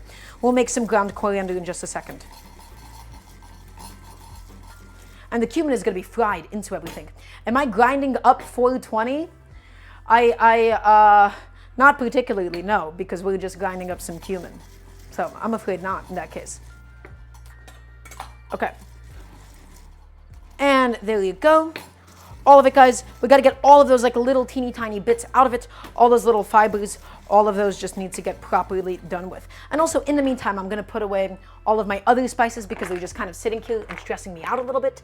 We have so many spices that you and I need to get rid of for today. So let me just go ahead, take care of that, put a couple of them away, out of sight, out of mind. I'm going to keep the garam masala out because we might still need a couple of spoons of it to adjust it to taste. That is the one that we add in the middle of cooking, guys. Okay. Lovely. Ah, no, don't fall on me, please. Okay, my spice cabinet, guys, it is so full at the moment. Now, where are my coriander seeds? I need to find them. Did I lose them? Where's my coriander seeds? Guys, where did you put my coriander seeds? What did you all do with them? What'd you do with my son? Because I cannot, for the life of me, actually seem to find it. Aha! I found it. Okay, excellent. I originally wasn't going to do the coriander seeds, but that's okay. Guys, let's just keep it grinding, keep it all going beautifully until it's all done. Keep it grinding. Almost done. Just want to get rid of all of the little teeny tiny fibers inside that are left over. And a spice grinder does a much better job of this than, myself and my hands here. Okay, I think that looks just fine for me, guys. Let's go ahead and dump that back into this little container. And that is going to be all of the cumin for my dal makhani. Because, guys, I love cumin. I'm doing this for my own personal taste here. You guys get comfortable with these kinds of spices, and then you can use as much or as little as you would like. This is just stewed lentils. You can make it your own, but the cumin just gives it so much love, so much care, and so much affection. So that is all ready to go. And now, guys, let's go ahead and do some of the coriander seeds because I want some of that herbaceousness. I want some of that freshness for the dal. I have to buy some more coriander seeds at some point or another. So, guys, let's go ahead and take them and let's crush them up now. Let's crush them up because we don't want to immediately start grinding. They'll pop out of the container. Start crushing them. Gorgeous. Okay, just like that. Excellent. And then once we're done crushing them, we'll go in and get back to grinding. Just want to make sure that all of the little pearls, all the little seeds are nicely flattened. And back to grinding, my friends, until we have a beautiful coriander powder. You can smell all the spices, guys. The kitchen is getting really aromatic. We're going to be building the base of the dal makhani. It's going to be lovely. And then we'll do a bit of a recap session. So yeah, the pressure cooker has about 40 minutes left on it at the moment. We'll inspect and see how the greens are doing after. We might put them back in. We'll see how we're feeling. Keep it grinding, guys. Keep it grinding all the way until we get a beautiful little powder. Does anybody have any questions for me in the moment about this dish? It can be about anything that you would like. Remember, guys, I am here to teach you all how to cook. I'm here to teach you all how to cook specifically at home. Okay, and that all looks good. Maybe we can go a little bit finer. Maybe I shouldn't be so lazy with this. What is my gaming hot take? I mean, I have Jack. That's a big question that you just asked me. That's like, I have several. I have multiple. But I also don't play that much. So I don't feel like I'm the best person to really talk about this. I just have my own very specific games that I really stick to. Okay, guys, all of my coriander is now beautifully ground up. I'm going to be adding this to the spices that are reserved for my saag. Okay. What is dal makhani even supposed to be? It's essentially a lentil curry inside of a delicious tomato cream sauce. So it's going to be amazing. It's going to be great. It's going to be delicious. Okie dokie. So, guys, let's talk about everything that I have laid out here. Okay, and then I'm also going to stack this and organize this based on when I want to use each one of these. So, for the dal makhani, I'm going to be frying these spices here specifically, and I'm also going to be frying my cumin. And thus, these guys are going to go on top because I'm going to immediately use these, and then it's going to get finished with the garam masala and the fenugreek itself. So that is just I'm going to have set aside for later. And then similarly for the saag, these are the spices that I'm gonna fry. And then this is going to be used later on. So honestly, these two bad boys, I'm gonna put them behind me. I'm gonna put them aside. I don't really need them for a little bit. Okie dokie. So, guys, we have just done a lot of different prep, and we are still not done with the prep stage for today. We gotta make the gravies, we have to make the sauces, we have to make the rice. There is still so much for us left to do together. So, I think we should actually start by cooking down some of the lentils. You guys ready for the lentils, my friends? So let's go ahead and begin to get that going. Let's go to the stove. I am going to actually first, before I even begin thinking about the lentils, I am going to set aside all of my tomatoes and throw them into my blender cup because we'll be blending all this down. We'll be getting it really nice and smooth and delicious later on. So all of my tomatoes just go directly inside. Okay, there you go. All my tomatoes inside. I'm gonna go ahead and get rid of the sheet tray because we're not gonna need it for a while.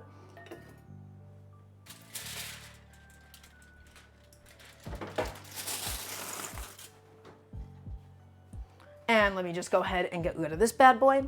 Okay, my friends, and now we could probably begin doing the lentils. So let's quickly talk about these lentils again. Traditionally, for dal makhani, you would be using black lentils, and then they would take about an hour and a half to cook. These are French green lentils that we have soaked in some warm salted water so that they retain their shape a little bit better. We're only going to be cooking them for a maximum of 30 minutes or so. I'm not looking for them to be super granular, but I'm also not looking for them to be completely and utterly falling apart. So I'm going to be straining off that liquid that they're sitting in. All of that soaking liquid has got to go. And then I'm going to go ahead and get a suitable pot for my lentils. And that's my pressure cooker pot being done once again. We'll take that off the heat. And guys, I'm just going to go ahead and rinse out all of my lovely green lentils for today. Okay, 1 second everybody. Please bear with me in the meantime. And then we gotta roughly, we gotta do like 4 cups of water per cup of lentils or so. It doesn't have to be too crazy, it doesn't have to be super precise.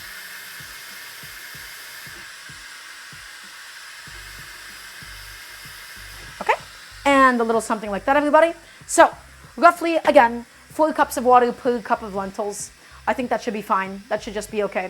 All of them are washed, they're soaked, they've been soaking in some salted water because again, that salted water, it really helps with the flexibility of the lentils themselves. There was a whole video on America's Test Kitchen about lentils. Because soaking them in salted water beforehand, it actually just makes the outer skin a little bit more flexible and stops it from completely and utterly breaking apart. So I'm actually going to have this be off of the camera because we are about to use this stovetop right here. We have a couple of things that we need to get done in the meantime. So I'm gonna go ahead and grab my pan. And guys, we're about to start building the gravy for today. So the lentils, the key, guys, is to always simmer them. We're never boiling them. If you boil them too aggressively, they're going to completely and utterly turn into mush. And that is not what we're looking for. Chat, is that what we're looking for? I want to hear a nice no chef from everybody watching, please, and thank you. Everybody watching, that is. So, guys, we're going to be heating up this pan, and we're going to start off by frying up all of my onions, my garlic ginger paste, all of my aromatics for the gravy for the dal makhani. And then we'll be going ahead and blending it down. The key to this, guys, as always, is a very gentle medium heat. Okay? Gentle medium heat and you can't go wrong. So we're going to be actually in a cold pan, in the cold pan specifically, we're going to be starting off with the black cardamom I could theoretically add in later, but the mustard seeds I could add in now to really let it infuse into the oil. And we're going to need a considerable amount of oil here. Traditionally, again, mustard seed oil or ghee, those would all be really good choices in something like this. I have neither of those, so I'm just gonna be using old reliable Mr. Peanut oil for today. So we have the pan onto a nice little medium heat, guys. Okay, and again, the goal is not to scorch any of these aromatics. All of these spices are going to become the base of the dal makhani. If we scorch the spices, if we burn the aromatics, the rest of the dal makhani is also, in turn, going to be scorched and burnt and not particularly delicious. So my mustard seeds, I'm just gonna have them go in now, and we're going to basically have them slowly infuse. I could do it after the onions. Why am I overthinking this so hard? Why am I thinking about this so hard? I don't want to burn my spices. I want to be able to fry everything at once. And so you know what, guys? I think I'm just going to be starting off with the red onions. I'm going to be starting off with the red onions. And then once my red onions are fried up and they've reduced a little bit. Why am I overthinking this so hard? I guess I'm really worried about burning some of my aromatics. I'm worried about burning up some of my spices because, again, that would end up just sort of ruining the dish. So let's do it like this, guys. We're going to first start off with the onions. Then we'll add in the chilies. Then we'll add in the garlic ginger paste. And then we'll add in the mustard seeds. And then we'll be finishing it with the cumin in that order. And then we'll be adding everything into the blender cup. So I think that's going to be perfect. That is going to be perfect. But the key, guys, the trick is to really have the spices fry in the oil. We need enough oil that it's properly submerged. The oil is going to be filled up. It's going to be absolutely packed with all of the flavor, and then our spices are going to get nicely and beautifully toasted in the process as well. Okay, so that's just heating up. We're gonna get that ready to go. We're gonna add in the red onions. I just wanna make sure that my method is all, I just wanna make sure that my method is okay, I suppose. And again, my lentils are going, guys. We're never aggressively boiling them. We're never going at them too hard. I have my wooden spoon all ready to go as well. Okay, and I'll get rid of this pot in the meantime. Lovely. Does anybody have any questions for me in the meantime? So first the red onions, then the chilies, then the garlic ginger paste and the mustard seeds, and then we'll go ahead and add on in, the final thing is going to be the cumin, okay? So we just want to infuse this oil. We want to get it super, super flavorful. While that pot is heating up, let's go ahead and get our chilies all inside of a lovely spice container. So these are all the spices that we're going to need for today. I am hydrated. Thank you, Jay. But maybe I'll have a little bit more as a little treat. So guys, my charred tomatoes, because again, the charred tomatoes, they just add so much more flavor than plain old tomatoes. Is there a reason you prefer ghee to peanut oil? Good question, Natalie. The reason why somebody would prefer ghee is just because of how flavorful it is. Ghee is a little bit nutty. Ghee is butter that has been clarified, but specifically you brown the milk solids, you brown the proteins and the sugars, and it gives that ghee a really, really delicious flavor. Okay, it gives that delicious nuttiness. So guys, these are all of my lovely tomatoes, and inside, I'm just gonna do, I think liquid and all of my soaked and toasted chilies. Am I gonna do liquid and all? Let's do liquid and all. And again, if it's too thin at any moment, it's all gonna cook down, guys. We're gonna be blending it, cooking it down into this really, really incredibly aromatic, super, super delicious sauce. So it's all gonna turn out to be lovely. So again, my Kashmiri chilies, my red Kashmiri chilies, my tomatoes inside, and then all that it's really missing at the moment is going to be my red onions and all of my different spices. Guys, the key to an evenly heated stainless steel pan, let's go back to the stove. I need you all to listen to me. I need you all to pay attention. People mess up cooking on stainless steel cookware all the time. The biggest mistake that they make is they blast it with a high heat. When you blast it with a high heat, you will have hot spots and cool spots, and things will begin to stick on the cool spots. The key to a perfect stainless steel pan, guys, is to heat it up slowly over a long period of time. You heat it up over a long period of time, things are gonna cook evenly inside of it, okay? If you don't, you're just going to get completely uneven heat conductivity. Some parts will scorch and some parts will stick. And that is not what you're looking for when you're cooking in the slightest. The only thing that I do need to get, the thing that I need to secure, I need to find my blender attachment for my blender itself, because I've realized I actually don't really know where it is. So please forgive me as I give that a little look. And does anybody have any questions whatsoever for me in the meantime? Guys, I have no idea where my blender attachment is. I do think my onions are going to be ready to fry though. The peanut oil has been slowly heating up. I can already smell it. So guys, we're going to do, I had 1.5 red onions. We're going to maybe do like half of them inside of the oil now, because the rest of them are going to be used for the saag. So all of these bad boys just going in. And maybe a little bit more. Great. And then the rest of them I'm going to use a little bit more. And guys, I'm just going to get them inside. And again, the key to these onions, my friends, is a nice, proper medium heat. These are red onions, so you can easily risk burning them. We don't want to burn these onions, guys. We want them nice and soft and golden. We want them to infuse into the oil properly. We do not want to destroy these things. Okay? So, in the meantime, I still got to find my blender attachment. And I cannot seem to find it at the moment, but we'll get there. We'll be successful. Low, medium heat, my friends, especially with red onions, especially with shallots. They burn so much easier than other forms. Okay, so let's go ahead and get a little bit of salt in there. Let's start seasoning our onions, guys. Okay, get all of it nice and together.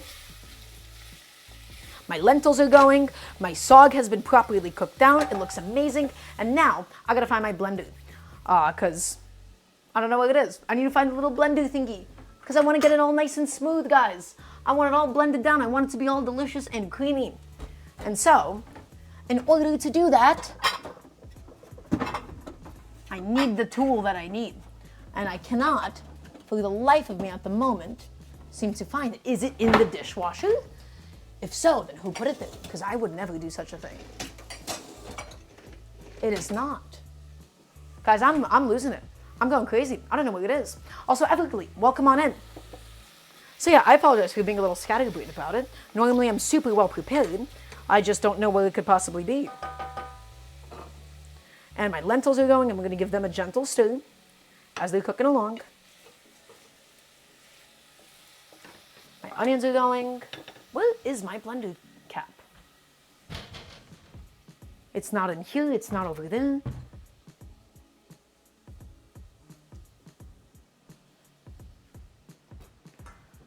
Ah, challenging. I don't know, guys. I have no idea. But we'll figure it out. Checking my phone as though that's going to help me. And I don't think that's going to help me at the moment at all. Where is it? Where could it possibly be? I have never had this happen to me this bad before. Normally, I lose something, guys, and then I find it almost immediately. But I've never lost something this bad before. Was it possible that it was thrown away somehow? I need the little cap for my NutriBullet. For my little, for my little ninja blender. And I cannot, for the life of me, seem to get it anywhere. If the situation gets any more dire, we may have to go figure this out. Guys, I'm sorry. I don't know why this genuinely does not happen to me. I'm checking like every place it could just like possibly be, and it's not in any of them. I know this is so unprofessional. It's literally behind you. It's not behind me, is it? That would be pretty embarrassing. But I'm quite certain it's not behind me. There is no way I've lost this thing. This is an essential part of my kitchen. There's just no way that I've lost it. I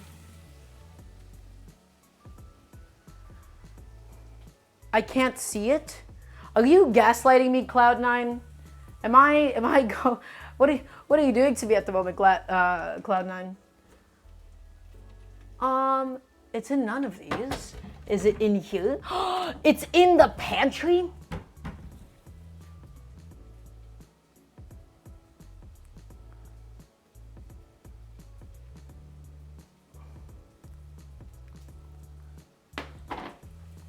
I didn't do that. Okay.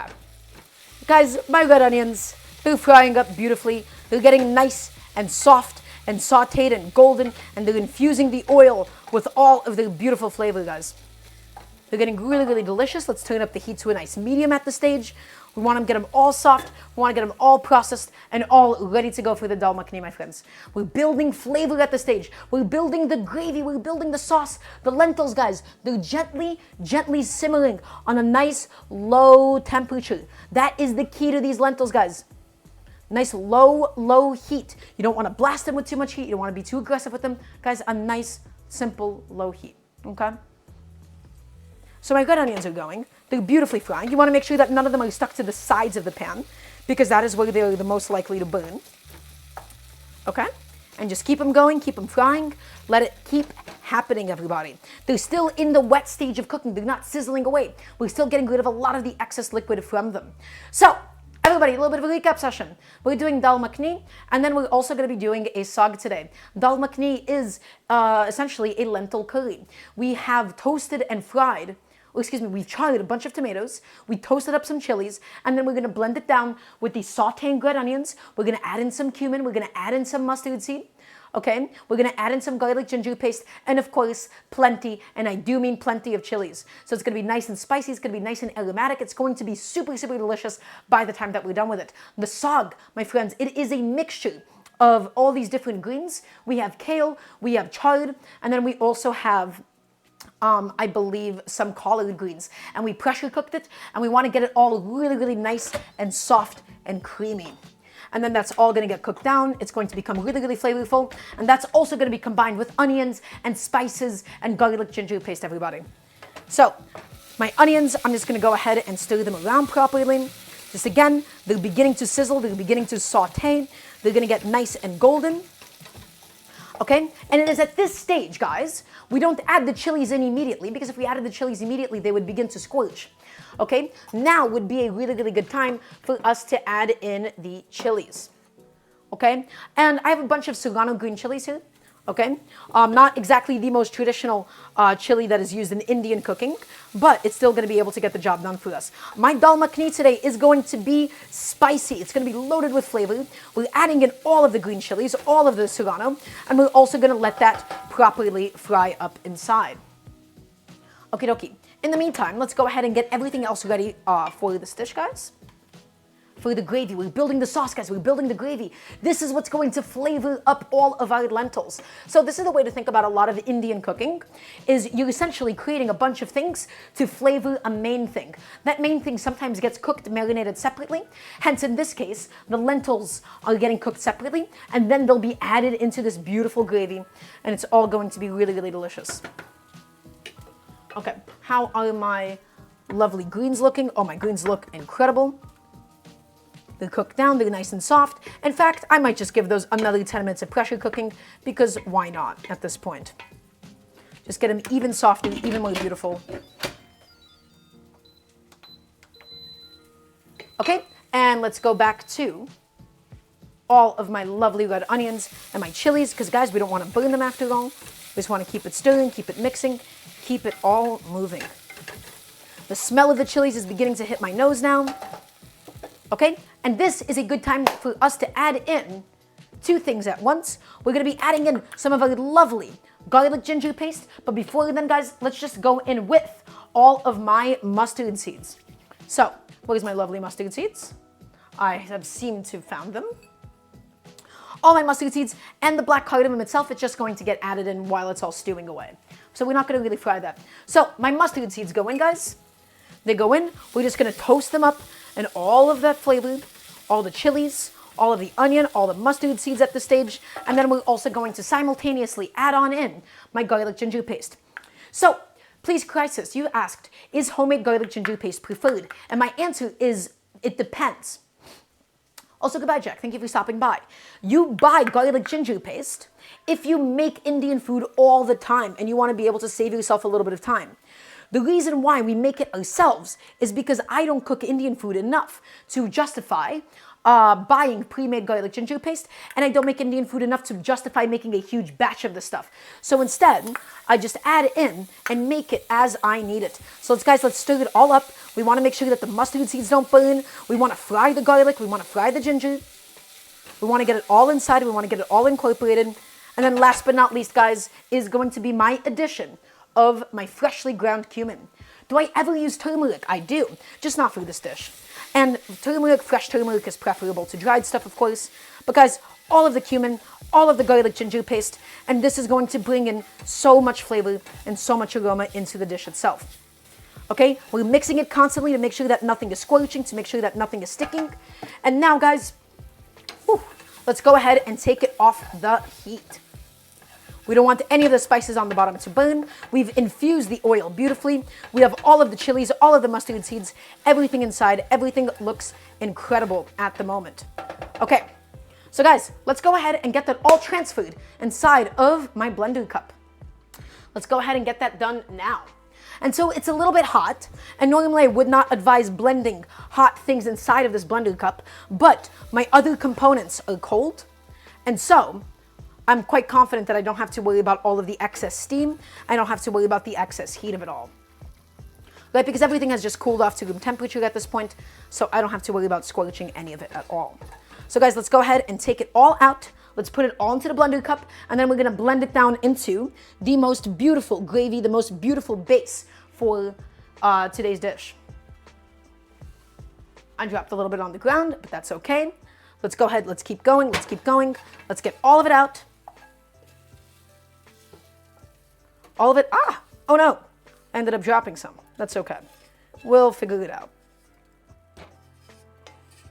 Okay, and that should be good. And it's all gonna get broken down, guys. It's all gonna get blended. It's all gonna get processed. Oh, I gotta sneeze. Excuse me. Some of the chilies ended up just directly hitting and attacking my nose. Chef, do you believe in the 30-second rule? Believe in it is a strong word. More like I'm completely negligent and I don't think I particularly care. If I'm cooking for myself, I don't care. If I'm cooking for other people, then for their sake, I will, not 30-second rule anything. Okay. So, I know that's a little bit messy just now. Whew. Guys, the chilies. I'm telling you, the chilies, the aroma of the chilies, that's what's really, really hitting my nose at the moment. It's a little bit rough, it's a little bit difficult, but you know what? Country girls make do. We'll make it happen anyways. We have our lovely blender cup, guys, that is now full. I want to show you all. It is absolutely full with the spices, with the tomato, with everything that we possibly need for today. It has the mustard seeds, it has the chilies inside of all of it. And so I'm just looking to cool this down a little bit so it's not burning hot when it goes in. Because again, this is a closed blender system.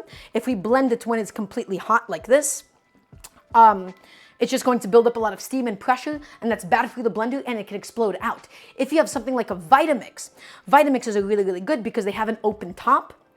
Okay, and so that lets you blend hot things inside of them. This, in my case, I'm not so lucky. Okay, so this is still actually quite warm. So maybe we should, for safety reasons, let this cool off. Chat, what do you think? Do you think we're gonna be safe today, my little sous chefs? It's fine. I think if I just keep mixing in all of the cold ingredients inside, I think it's just gonna be okay. So we're just kind of cooling it off slightly. I think we're gonna be okay with this. I think this is gonna be just fine. It's warm, it's not particularly hot, and the bottom of it is quite cold. So as long as I just get all of the cold ingredients mixed in with the hot ones, then I'm sure it will all just be okay. I'm sure it's gonna be excellent. So nothing to worry about. Yeah, that's gonna be more than fine. It's a little bit warm. A little bit warm is okay. You just definitely do not want it to be hot. We don't want it to be burning hot. Okay guys, let's go ahead and set up my blending station. Just a little board to put down. Let's go ahead and get my blender on. And guys, let's get all of this done into the beautiful sauce. And then we're gonna cook it down, we're gonna boil it down. It's gonna be amazing.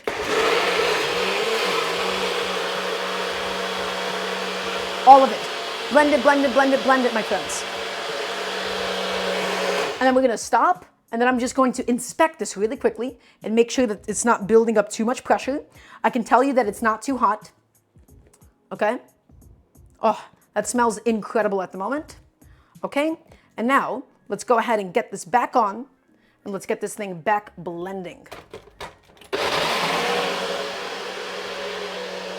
Also, thank you so much for the sub.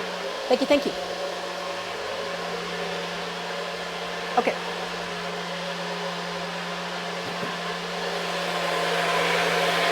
We want to get it until it's all nice and smooth, guys. We don't want any big chunks inside. I'm just opening it every now and then, just in case there's any built-up steam, and it does not look like there's any built-up steam whatsoever. So let's go back in. I want this completely smooth, my friends. I want a nice, delicious, smooth gravy, a nice, delicious, smooth sauce for my lentils.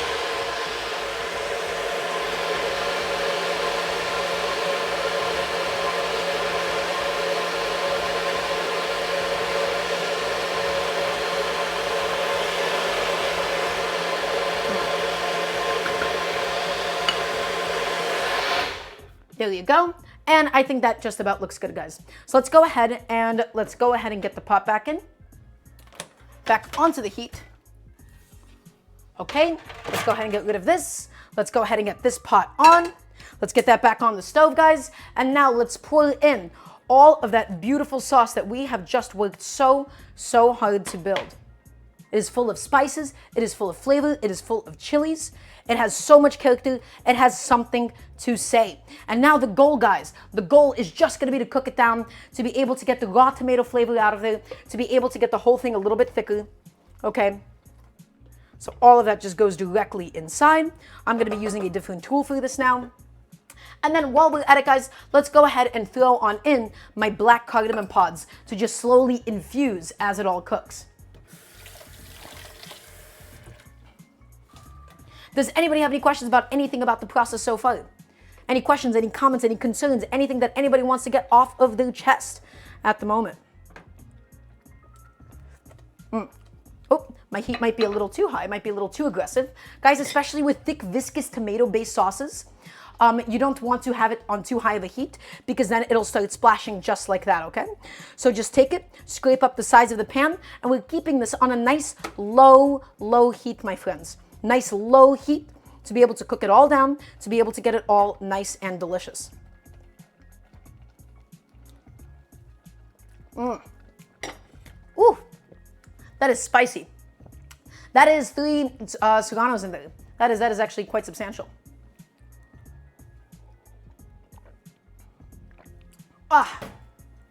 Okay, everybody, we're building the gravy, we're building the sauce for the dal makhani. My lentils have been slowly but surely cooking this entire time. And again, I'm looking to cook them until the point where they're basically just about to collapse. I'm looking for them to get really soft. I'm looking for them to get really creamy on the inside, guys.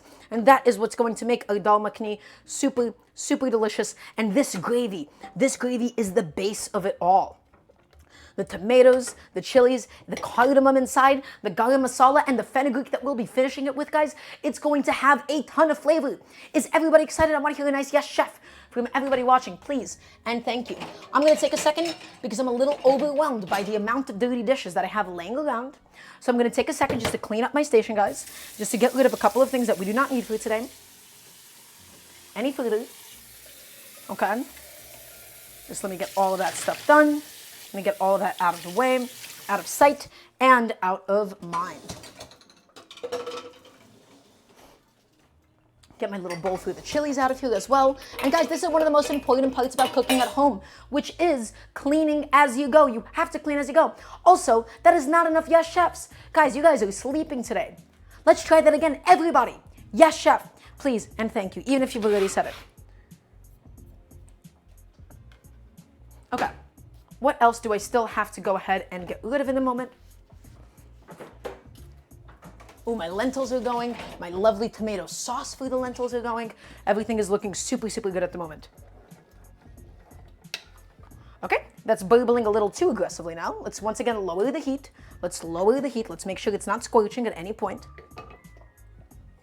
Okay, and let's just mix it all up. Make sure that none of the sauce is burning. Okay? Oof, that looks really good, guys. We just gotta cook it down. We gotta cook it down. We gotta make it incredible. Okay, we gotta cook the raw flavor out of the tomatoes. We gotta get it nice and sweet. Okay, so Blueberry, you asked about cutting boards, and my answer for you is this. I mean, wooden cutting boards, they're sometimes a little harsh, they're sometimes a little aggressive on your knives. But I will say, I'm quite certain that a lot of the research about how you can't use wooden cutting boards for meat, it might be a little pseudoscience-y. As long as it's properly sanitized and conditioned, and if it's something like an Epicurean cutting board, I don't think it necessarily absorbs as much raw meat as people are kind of afraid that it does. Okay? So that's my thought for you in that regard. Okay, guys. Actually, we're going to do a little switchies. We're going to do a little switcheroo. So this looks really good at the moment. I'm going to have my sauce, my gravy, I'm going to have it simmer off the on a different burner for a second. Okay? So I'm gonna lower the heat on this one, and then we're gonna do a little switch around because guys, I want you all to see my lovely green lentils. They've all cooked down. They've gotten really, really nice and soft, and we're looking for them to be soft enough that we could mash up a couple of them, but still keep a lot of the texture of them. Okay, so let's go ahead and let's have a little taste of one. Also, I don't think I'm going to do the rice today purely for organizational reasons. I think I just have so many different things going on already that I don't want to juggle doing the rice. Guys, these lentils, they're really nice and soft. The green lentils, I think they take a lot less time to cook than the black lentils. Hence them being so close to the peak doneness already. Ooh, my sauce is splashing up a little bit. Okay, I have to make sure that I'm stirring this bad boy and I'm keeping that heat low. I'm keeping it super, super low. I'm mixing it back up. Okay, lovely. That all looks really good at the moment. Okay, guys, these are all of my lovely lentils. And so, the goal now, guys, we're going to be smashing some of the lentils. And I know that might not seem amazing because, hey, we have all these beautiful lentils, so we really want to smash them. Smashing them is going to give them a little bit more viscosity. And we're not going to smash all of them. We're going to be intentionally leaving a few of them quite intact. Okay, but we're going to smash a few of them with the back of a spoon, with a potato masher, really anything. And we worked so hard to preserve them, but again, we're not mashing all of them. We're not blending them, my friends. We're just going to get a little bit more texture. I could use a potato masher, but my potato masher is made out of metal. And so, maybe not the best tool for this kind of a job. My tomato sauce is slowly cooking next to me. These are my lovely lentils, guys. So let's just go ahead and using the back of a spoon, we're just going to smash them up. We're going to smash them up. Okay, I'm going to take the chat with me so that I can read the chat while I am doing this process. Oh, I should have actually probably set up my station button. So what's wrong if you use metal? Well, it's because this is a non-stick pot. And so I don't want to use metal because I don't want to scratch the inside of my pot. Okay, my tomato sauce is splashing up a little bit once again. Just making some space, guys, making some space. Please bear with me, and then I will go ahead and take the chat with me. But yes, we're not going to be using metal on this because, again, I really don't want to risk scratching up my lovely non-stick pan. So that's going. That all looks really, really good at the moment. All that I'm going to do, guys, I'm going to be taking the back of my spoon, back of the spoon, and I'm mashing up a few of the lentils. Okay, and it's going to give the whole thing a little bit more viscosity. It's going to make it a little bit richer. Okay, so we're getting this kind of like little lentil paste out here. I'm going to stir up my lovely gravy for the dal makhani. Stir it up, stir it up. I'm getting it going, I'm getting it processed. Looking really good. Oh, Cloud9, that's not the first time I've been told that my tattoo looks like Peely from Fortnite. That is not the first time, nor is that going to be the last time that I hear it. Okay, does anybody have any questions for me, guys? This might be a little bit dull. This might be a little mundane at the moment because all we got to do right now is just process up and crush the lentils. So this would be a really good time to ask me any questions. How do I figure that the sauce for the dal makhani is done? So really good question. I'm looking for the flavor of the black cardamom to infuse, and I'm looking for a lot of the raw taste out of the tomato to get cooked out. So a lot of the raw acidic taste, and I'm looking for that to get replaced by the sweet flavor of all of that tomato. Okay? So I hope that answers your question. So that's only going to take about 15 minutes or so at most. Is there a difference between black lentils and green lentils flavor-wise? So Natalie, really good question. I actually don't feel very qualified to answer that one. And the reason why is because I actually haven't ever cooked with black lentils before. And so, I mean, the difference mainly is going to be in the texture, but I actually would not be able to tell you off the top of my head the difference between the two of them. It's something that I would love to become a little bit more knowledgeable in. So guys, we're mashing up these lentils, we're mashing them up, we're getting some of them processed. It's going to give the whole thing a lot of really beautiful viscosity, mashing them up with the back of a spoon, just against the edges of my pot here. Okay, building it up and then putting it all back inside. Okay, in fact, now would be a really good time for me to taste the sauce once again because it's been cooking down for a little bit. Let's taste the sauce, let's taste the sauce. So good, but so spicy. That has some real heat, guys. That has a lot of heat to it. Oh my goodness. Guys, maybe 3 Serrano chilies was a lot. Maybe. I think so. Oh, that might have been an aggressive amount of Serranos. Okay, you know what? I think I could actually just mash them into the sauce itself, and that's all gonna still cook together. So let's go ahead and do that instead, my friends. Let's go ahead and let's transfer this pot back in here. And let's go ahead and get all of my lovely lentils, cooking liquid and all. All of them are going to go inside of my pot. And again, the gravy, the tomato sauce, guys, that is what's going to flavor everything for us. Let's mix it through. Let's mix it, mix it, mix it. And I'm realizing it does turn brown because, again, we have these green lentils, but that's okay. That just happens. And now, guys, let's go ahead and turn up the heat, and we're going to be mashing it up. Is there a way you can cut the heat if it's too spicy? I don't really have an exact method. I'm sorry, Trash Can Cat Mom. I don't have an exact go-to method. But guys, we're looking for this to get thicker. And the way that we get it thicker is by mashing those lentils, by having it thicken the sauce that we're building. Okay? Oh, and then it's just going to be perfect. So let's turn up the heat. Let's get that back bubbling away for us, guys. And now I'm going to go in with a big, big hit of salt. And then it'll be finished off with some cream, and it will be perfect. A bunch of salt, guys, because again, we made a big pot of lentils here. So it needs an aggressive amount of seasoning. All the way inside. And we're gonna keep letting it all cook.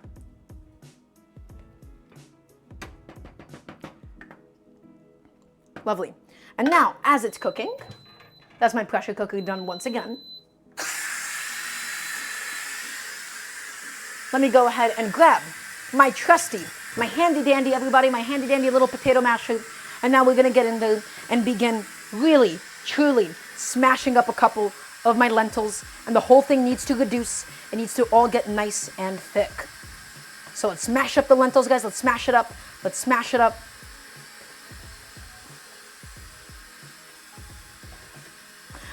But yeah, I would ideally be eating this with rice so it's not as spicy. But guys, I think we have so many different components for today that I'm going to make an executive decision and not do the rice on stream itself. Okay, because we still have to do the rest of the stuff for the Saag today. Okay, that's going. That's going. Beautiful. And as you guys can see, it's already getting thicker just purely by smashing up the lentils. Okay, just smash them up and smash them up and smash them up and smash them up. Just keep it going until you get your desired, textural variation here. I'm gonna do this with a couple more passes. I'm looking for it to not turn into complete mush after all. I'm looking for it to have some texture, some body, some viscosity. Oof. Okay. I think that looks pretty good at the moment. It's about to start bubbling away, guys. It's about to start boiling away. We got the black cardamom pods in there. It has so much flavor. It has so many different spices. I'm just scraping up the sides. I'm scraping up the bottom. And I'm getting all of this just ready and together for us. Beautiful. I can make stovetop rice in 30 minutes. It's just G-spent. I'm already juggling too many different things. I'm juggling too many different things that adding one more thing onto my plate, quite literally, might be a little tiny bit too much for me at the moment. Okay, so that's just going, guys. That just needs to cook away. That just has to go ahead and get nice and thick. It's going to get thicker as we reduce the lentil cooking liquid, as we sort of reduce the gravy a little bit. But guys, that is the majority of the dal makhani. And then we'll be finishing it with a couple of other things. Ugh. And it will all be lovely and delicious. In the meantime, guys, my saag, my greens, they have finished cooking, and soon enough, we have to also build the sauce for my saag. We're doing a lot today. We're doing a lot. We're staying busy today, and that's exactly the way that I want to be. All that lentil cooking liquid, guys, it's going to reduce. It's going to get nice and thick and nice and starchy, but at the moment, it's definitely too liquidy.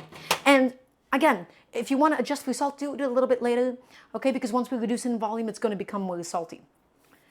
Chef, is there any way we can make suggestions for next stream's meal? So I take suggestions, kind of, but I mostly just kind of cook with the things that I already have at home. And so normally I do in my Discord, I just say, hey, I have these ingredients. I need some inspiration. That's what normally happens for me, okay? So I don't know if that helps. I don't know if that doesn't help. Okay. Ugh. Lovely. That all looks really, really good. That all looks really delicious. And now, guys, this is just cooking down. It's just going. It's just doing its thing. Let's go ahead and have a little taste, because I am curious at this stage, how does it taste? And a lot of that heat is going to be killed by the fact that we just added in a bunch of lentils. Okay? So let's go in here. It looks gorgeous at the moment. Let's have a little taste.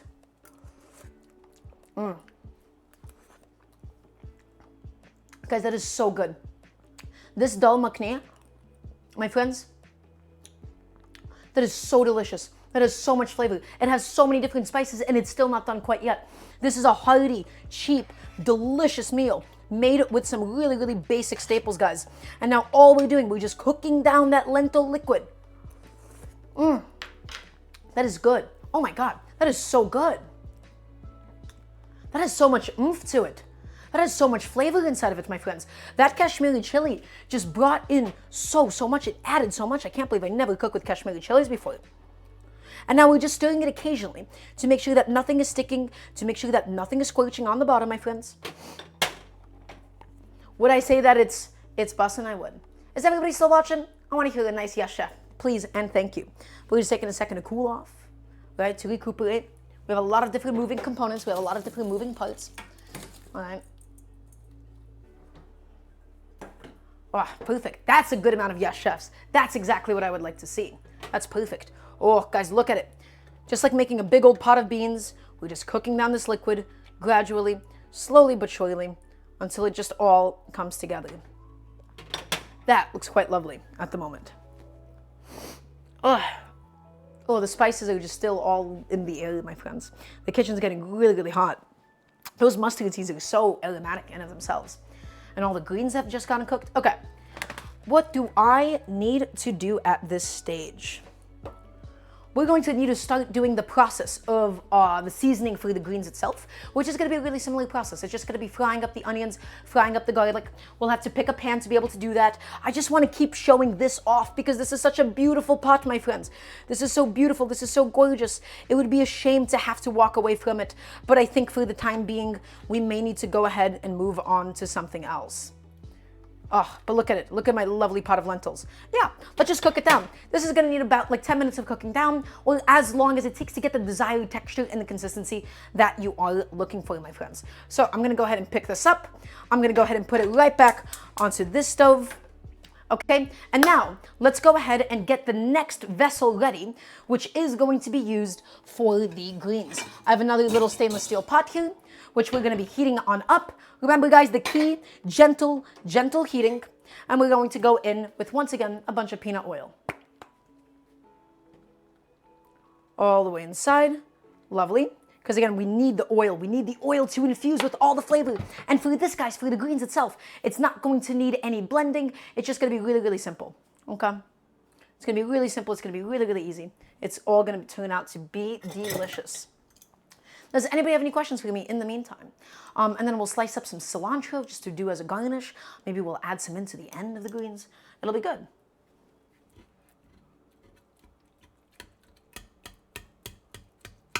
Oh, guys, the greens, they look super, super good. They all cook down. Let me show you, in fact, what all of the cooked down greens even look like. Let me go ahead and show you these, just so that you have an idea of how much volume we lost. We started with a massive, massive pot, absolutely filled to the brim with vegetables, and this is what we're left with at the end. And this, guys, it's not in a completed state. We need to effectively chop this up with a ladle. We're going to mash it down, break it down, and then this is going to be added into into the onions, into the spices, and that's what's going to make it all really, really delicious, okay? So this I'm just gonna go ahead and set aside. Lovely, because that's still going. My lentils are cooking up beautifully. So I'm just gonna stir those around, make sure that nothing is splitting apart too much, nothing is squelching, okay? And then the actual greens itself, it's not gonna take too long, my friends. That is just going to be a really, really quick process. Ooh, these lentils, the lentils look luxurious at the moment. We're almost done with them. They'll just need the finishing touches in just a second. How often does chef make Indian food? The answer is not often, Serena Chess. And I would like to be doing it a little bit more often. I really, truly would like to do it all the time if I could. Okay. And that's just going, that's going, that's going. Excellent. Let's go ahead and have a taste of my lentils one more time.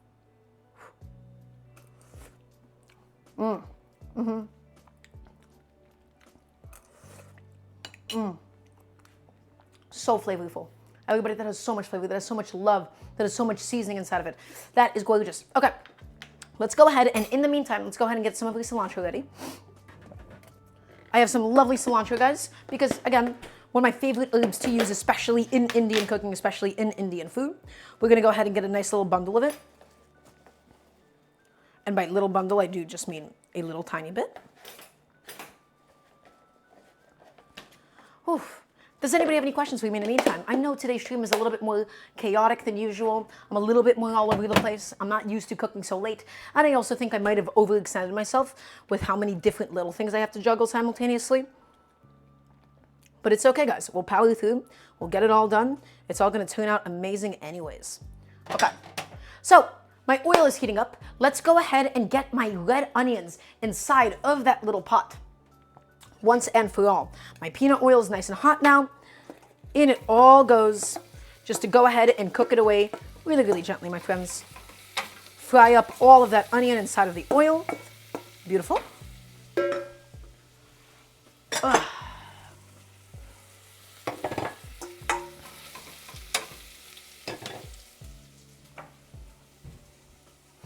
Okay, so in the meantime, let's go ahead and just start picking off some of the cilantro leaves while the onions are frying. What's a good intro dish to try if you haven't cooked Indian food in years or ever? So that's a really good question, Serena.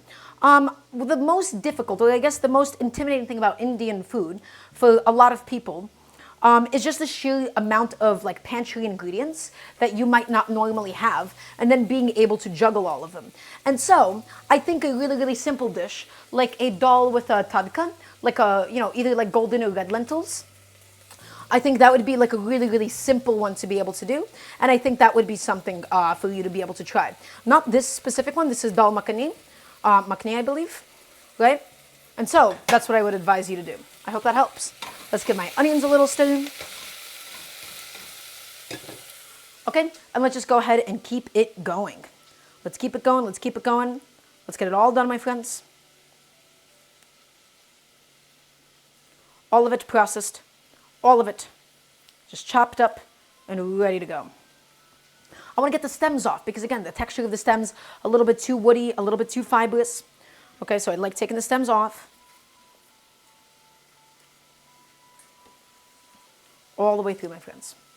Just keep picking, just keep on picking and picking and picking. Let's go ahead and pick and pluck every single one of these little leaves.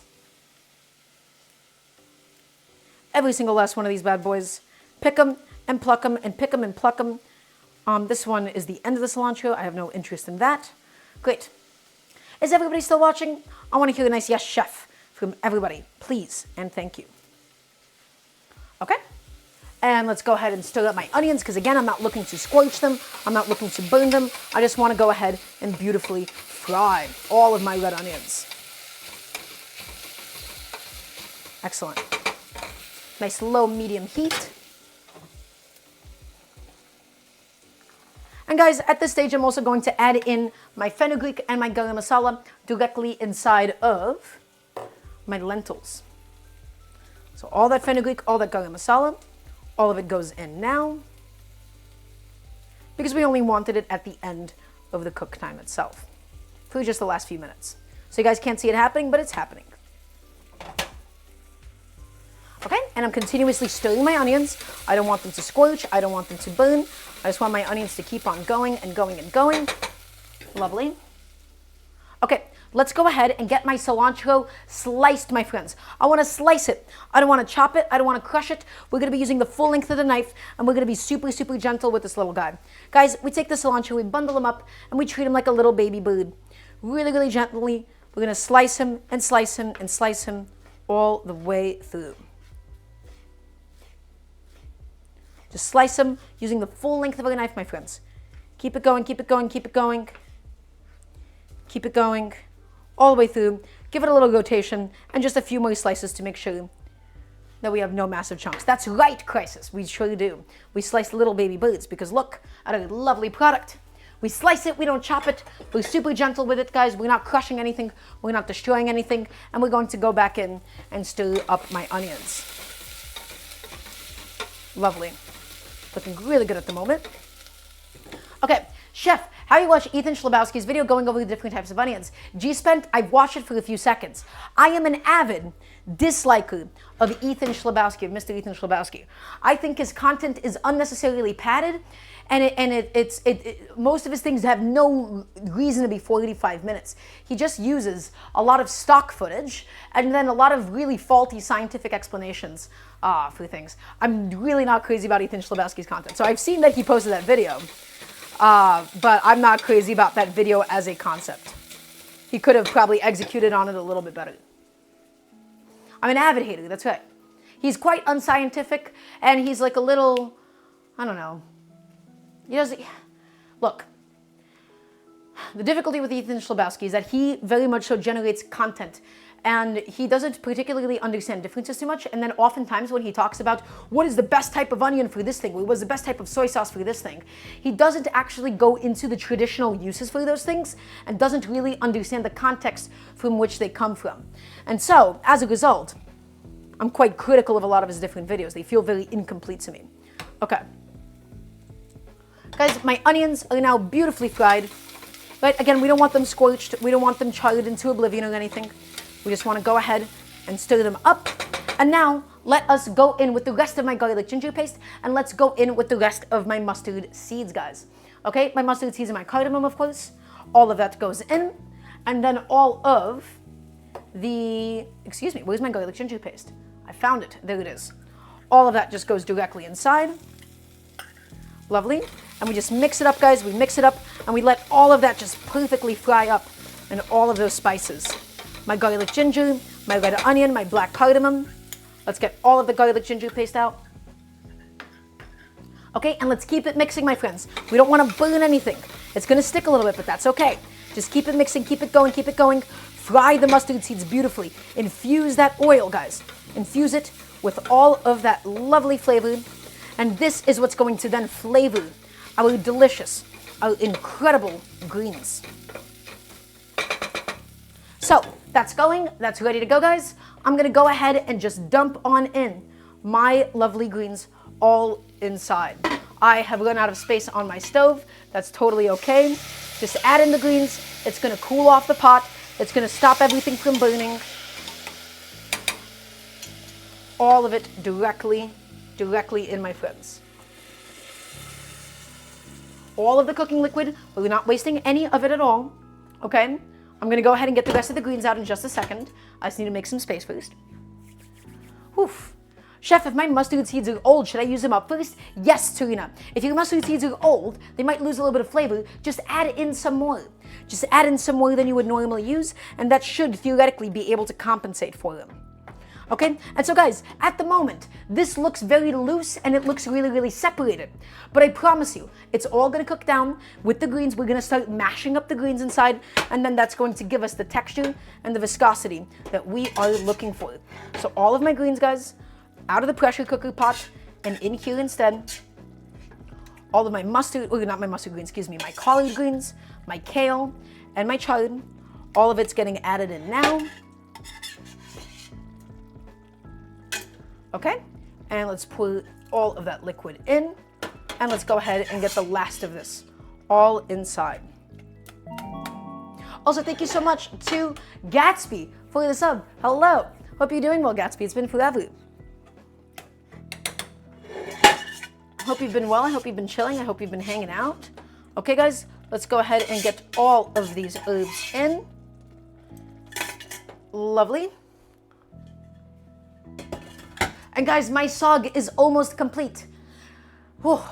The last thing that we have to do, guys, is just really cook this down and just mash it up. We want to infuse the onions. We want to infuse the garlic. We want to infuse the ginger. So we're taking the back of a metal ladle.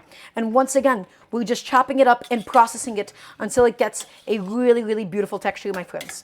The goal is not to turn this into a complete puree. A lot of people, they would use a blender with this. But I find that that would be a little bit unnecessary, guys. If the greens are cooked enough, you could just use the back of a ladle, just like this. Just chop it up, chop it up, chop it up. Chop it all the way up inside.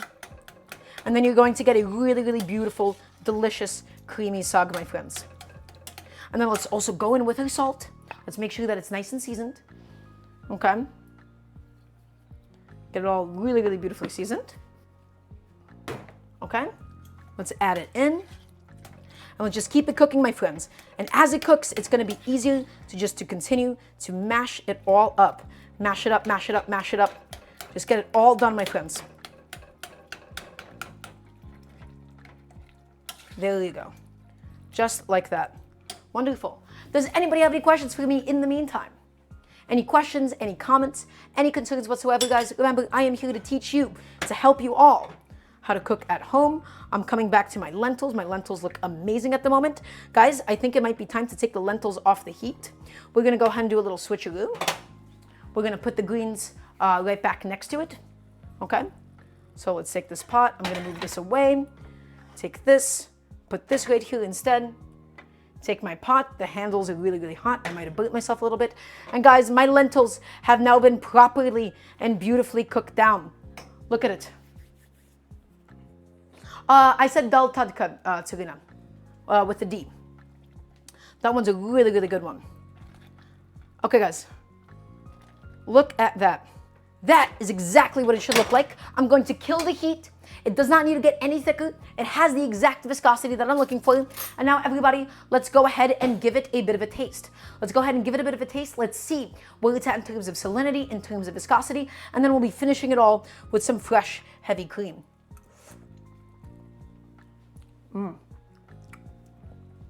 Oh, guys.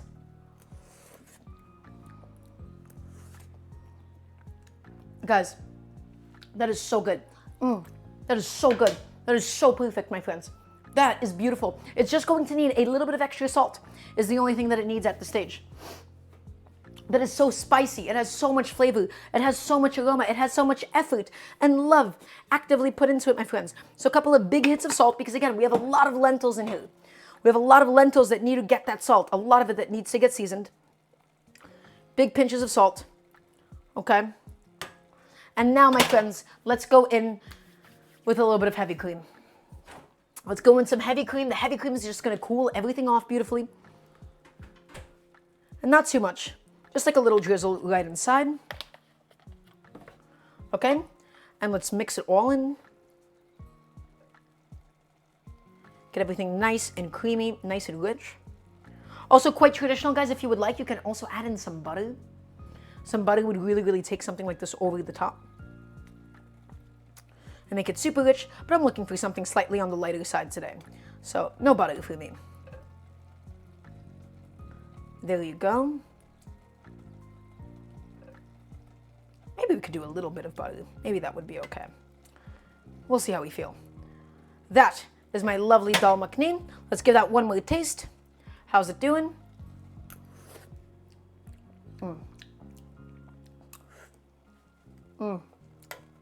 Guys,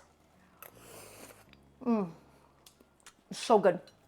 That is so delicious. That is so good. That is so flavorful. It is so hearty. It's spicy. It has everything that it possibly needs. I think we're done with it. I think let's take it completely off. That has enough cream for me. And guys, let's just go ahead and finish strong. Let's go ahead and finish up my greens here. So we're just going to go in with the rest of my spices, my coriander seeds and my fenugreek. Let's go ahead and get that all inside. And guys, we just got to stay chopping. We got to stay chopping. We got to chop all this up. We got to smush it all. We got to chop it up. We have to smush it up. We have to get all of these greens nicely and beautifully processed. Again, we're not looking for massive chunks of greens inside of this. We're looking for all of this to just get blended up a little bit. We're looking to smash it down. Can I please get a yes, chef, from everybody watching, please, and thank you. Okay? Just chop it up, chop it up, chop it up. Just keep it going, guys. We got to keep it going. Whew.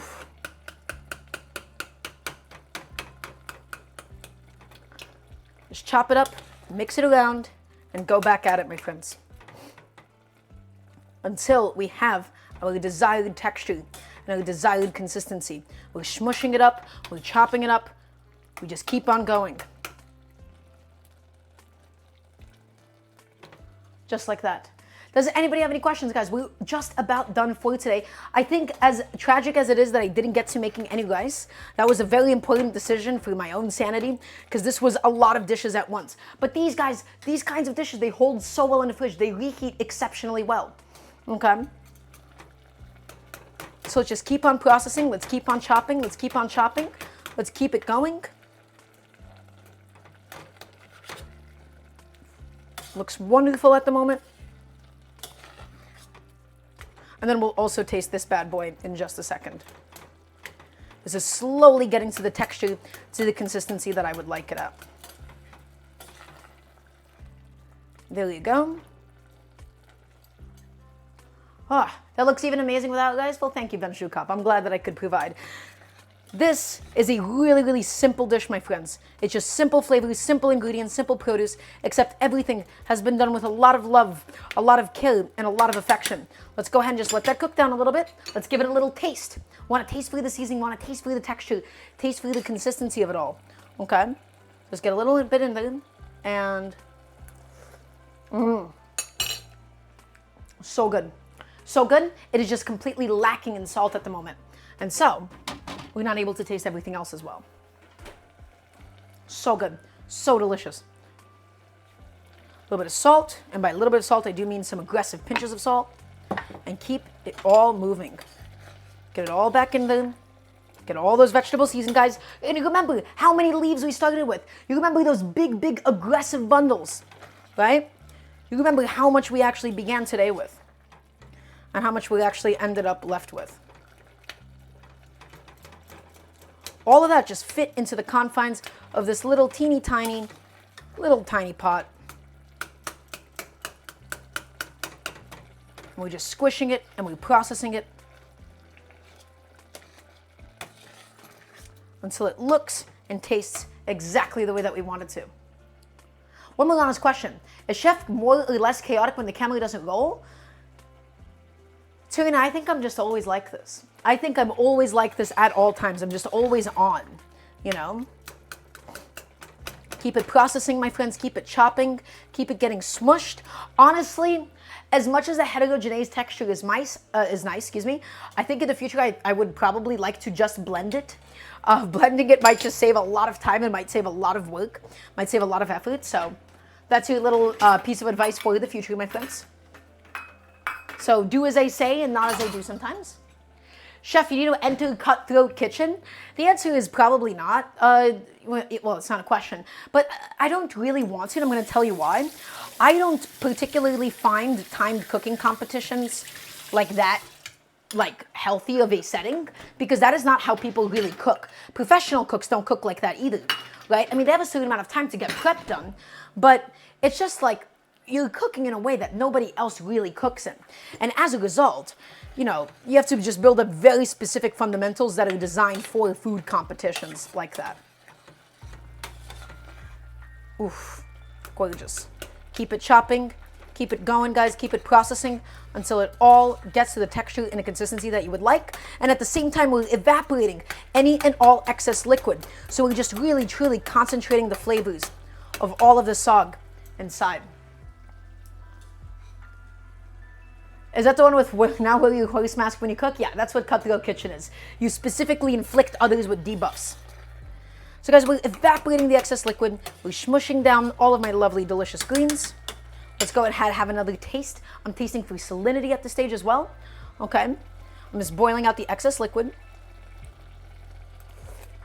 Now it's really starting to come together. Beautiful.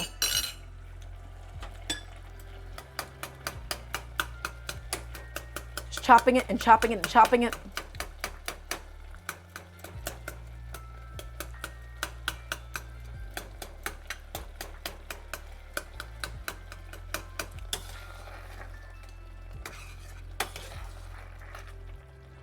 Beautiful.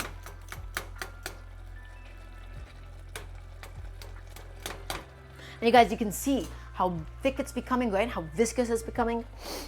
Oof. Chop it up, keep smushing it, keep pressing it, keep it all cooking, get all of those spices just beautifully infused inside. And guys, that is just about done.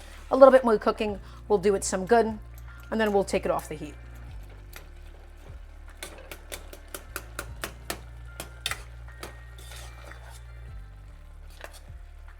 There you go. That's what I'm looking for, my friends.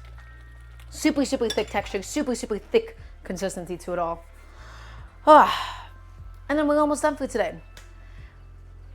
We're almost done, my friends. Let's have another little taste of all that.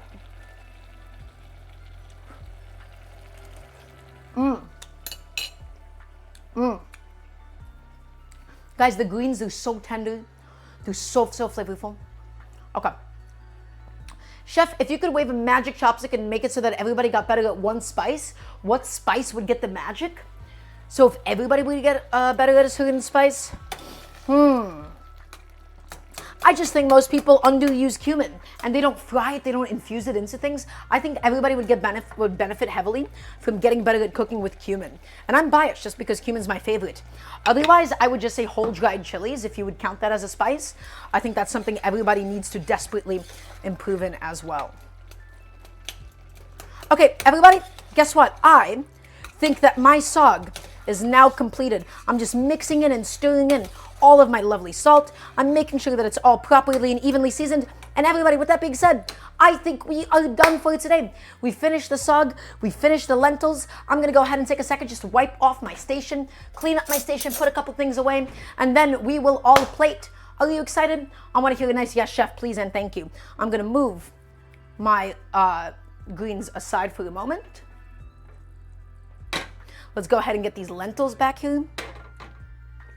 Incredible. We're about to plate up, guys. I'm just gonna go ahead and take a second to clean off my station, get rid of a couple of things. And I know I'm keeping it actually like a little shorter than usual today. Admittedly, too many things to juggle at once, just like happening on the stove. So gotta go ahead and keep that in mind for the future. Okay. I'm wiping down my station. I'm just getting rid of the last few things that I haven't cleaned up.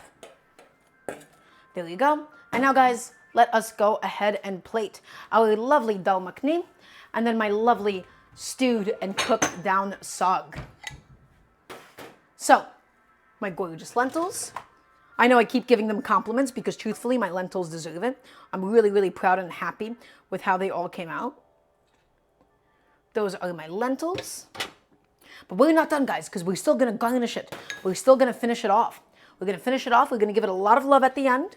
So bear with me. And my saag.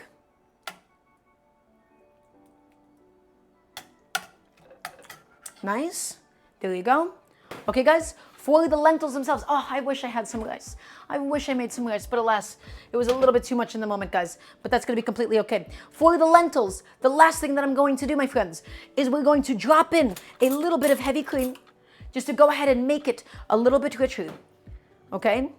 Just a little bit in the center. And then we'll just go ahead and swirl it around a little bit. Maybe a little bit more, a little couple splashes here and there. There you go. I think that's perfect.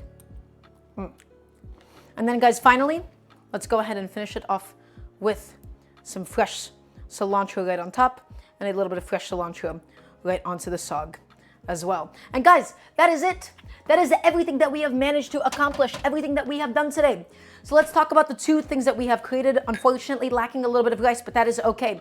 Everybody, you all watching, I want to hear one final yes, chef, because we're about to taste it, and then we will be signing off once and for all. So one last yes, chef, one last hurrah from everybody that is here. Absolutely everybody. No exceptions allowed at all. Because I need all of your attention for this, guys. This is my lovely dal makhani, one of my favorite Indian dishes. We did this with French green lentils, not the traditional black ones, but we first soaked them beautifully. We charred tomatoes, and we made a sauce out of it with some soaked Kashmiri chilies. We fried garlic ginger paste, we fried onions, we fried mustard seeds, black cardamom. What else did we have in there? We had some fenugreek. We cooked it all down. We added some cream. The lentils, some of them are smashed, some of them are intact. It's beautiful in color. It's beautiful in flavor. Let's go ahead and have a little taste. Oh, it's got the chilies. It's so spicy. The cream in there just to be able to cool it all off. That is incredible. And then, my friends, I have some lovely saag. This saag, guys, really, really simple. It's a bunch of kale, a bunch of mustard greens, or not mustard greens, excuse me, collard greens, and red chard. We cooked it down. We cooked up some red onions, some mustard seeds. We added in some fenugreek. as well. We finish it off with some cilantro right on top.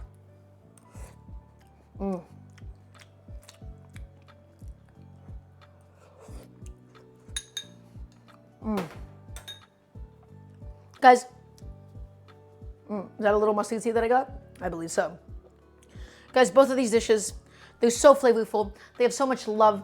They have so much care. They have so much attention put into all of them. They look really, really simple, but that is how much effort goes into these kinds of things to be able to produce such beautiful food. And everybody, with that being said, that is going to do it for today, everybody. Thank you so much for being here. Next stream is going to be this Wednesday, 5 p.m. EDT. Thank you all for stopping by. Thank you all for joining the cooking stream today. We're going to be back to the regular schedule every Wednesday, every Friday, every single Sunday, 5 p.m. EDT. Check out my Patreon if you haven't already done so. ! Patreon. Thank you all for being here. I hope you all have a good night. Be safe. And have a really good rest of your week. I will see you all in just a couple of days' time this Wednesday, 5 p.m. EDT. So I'll see you.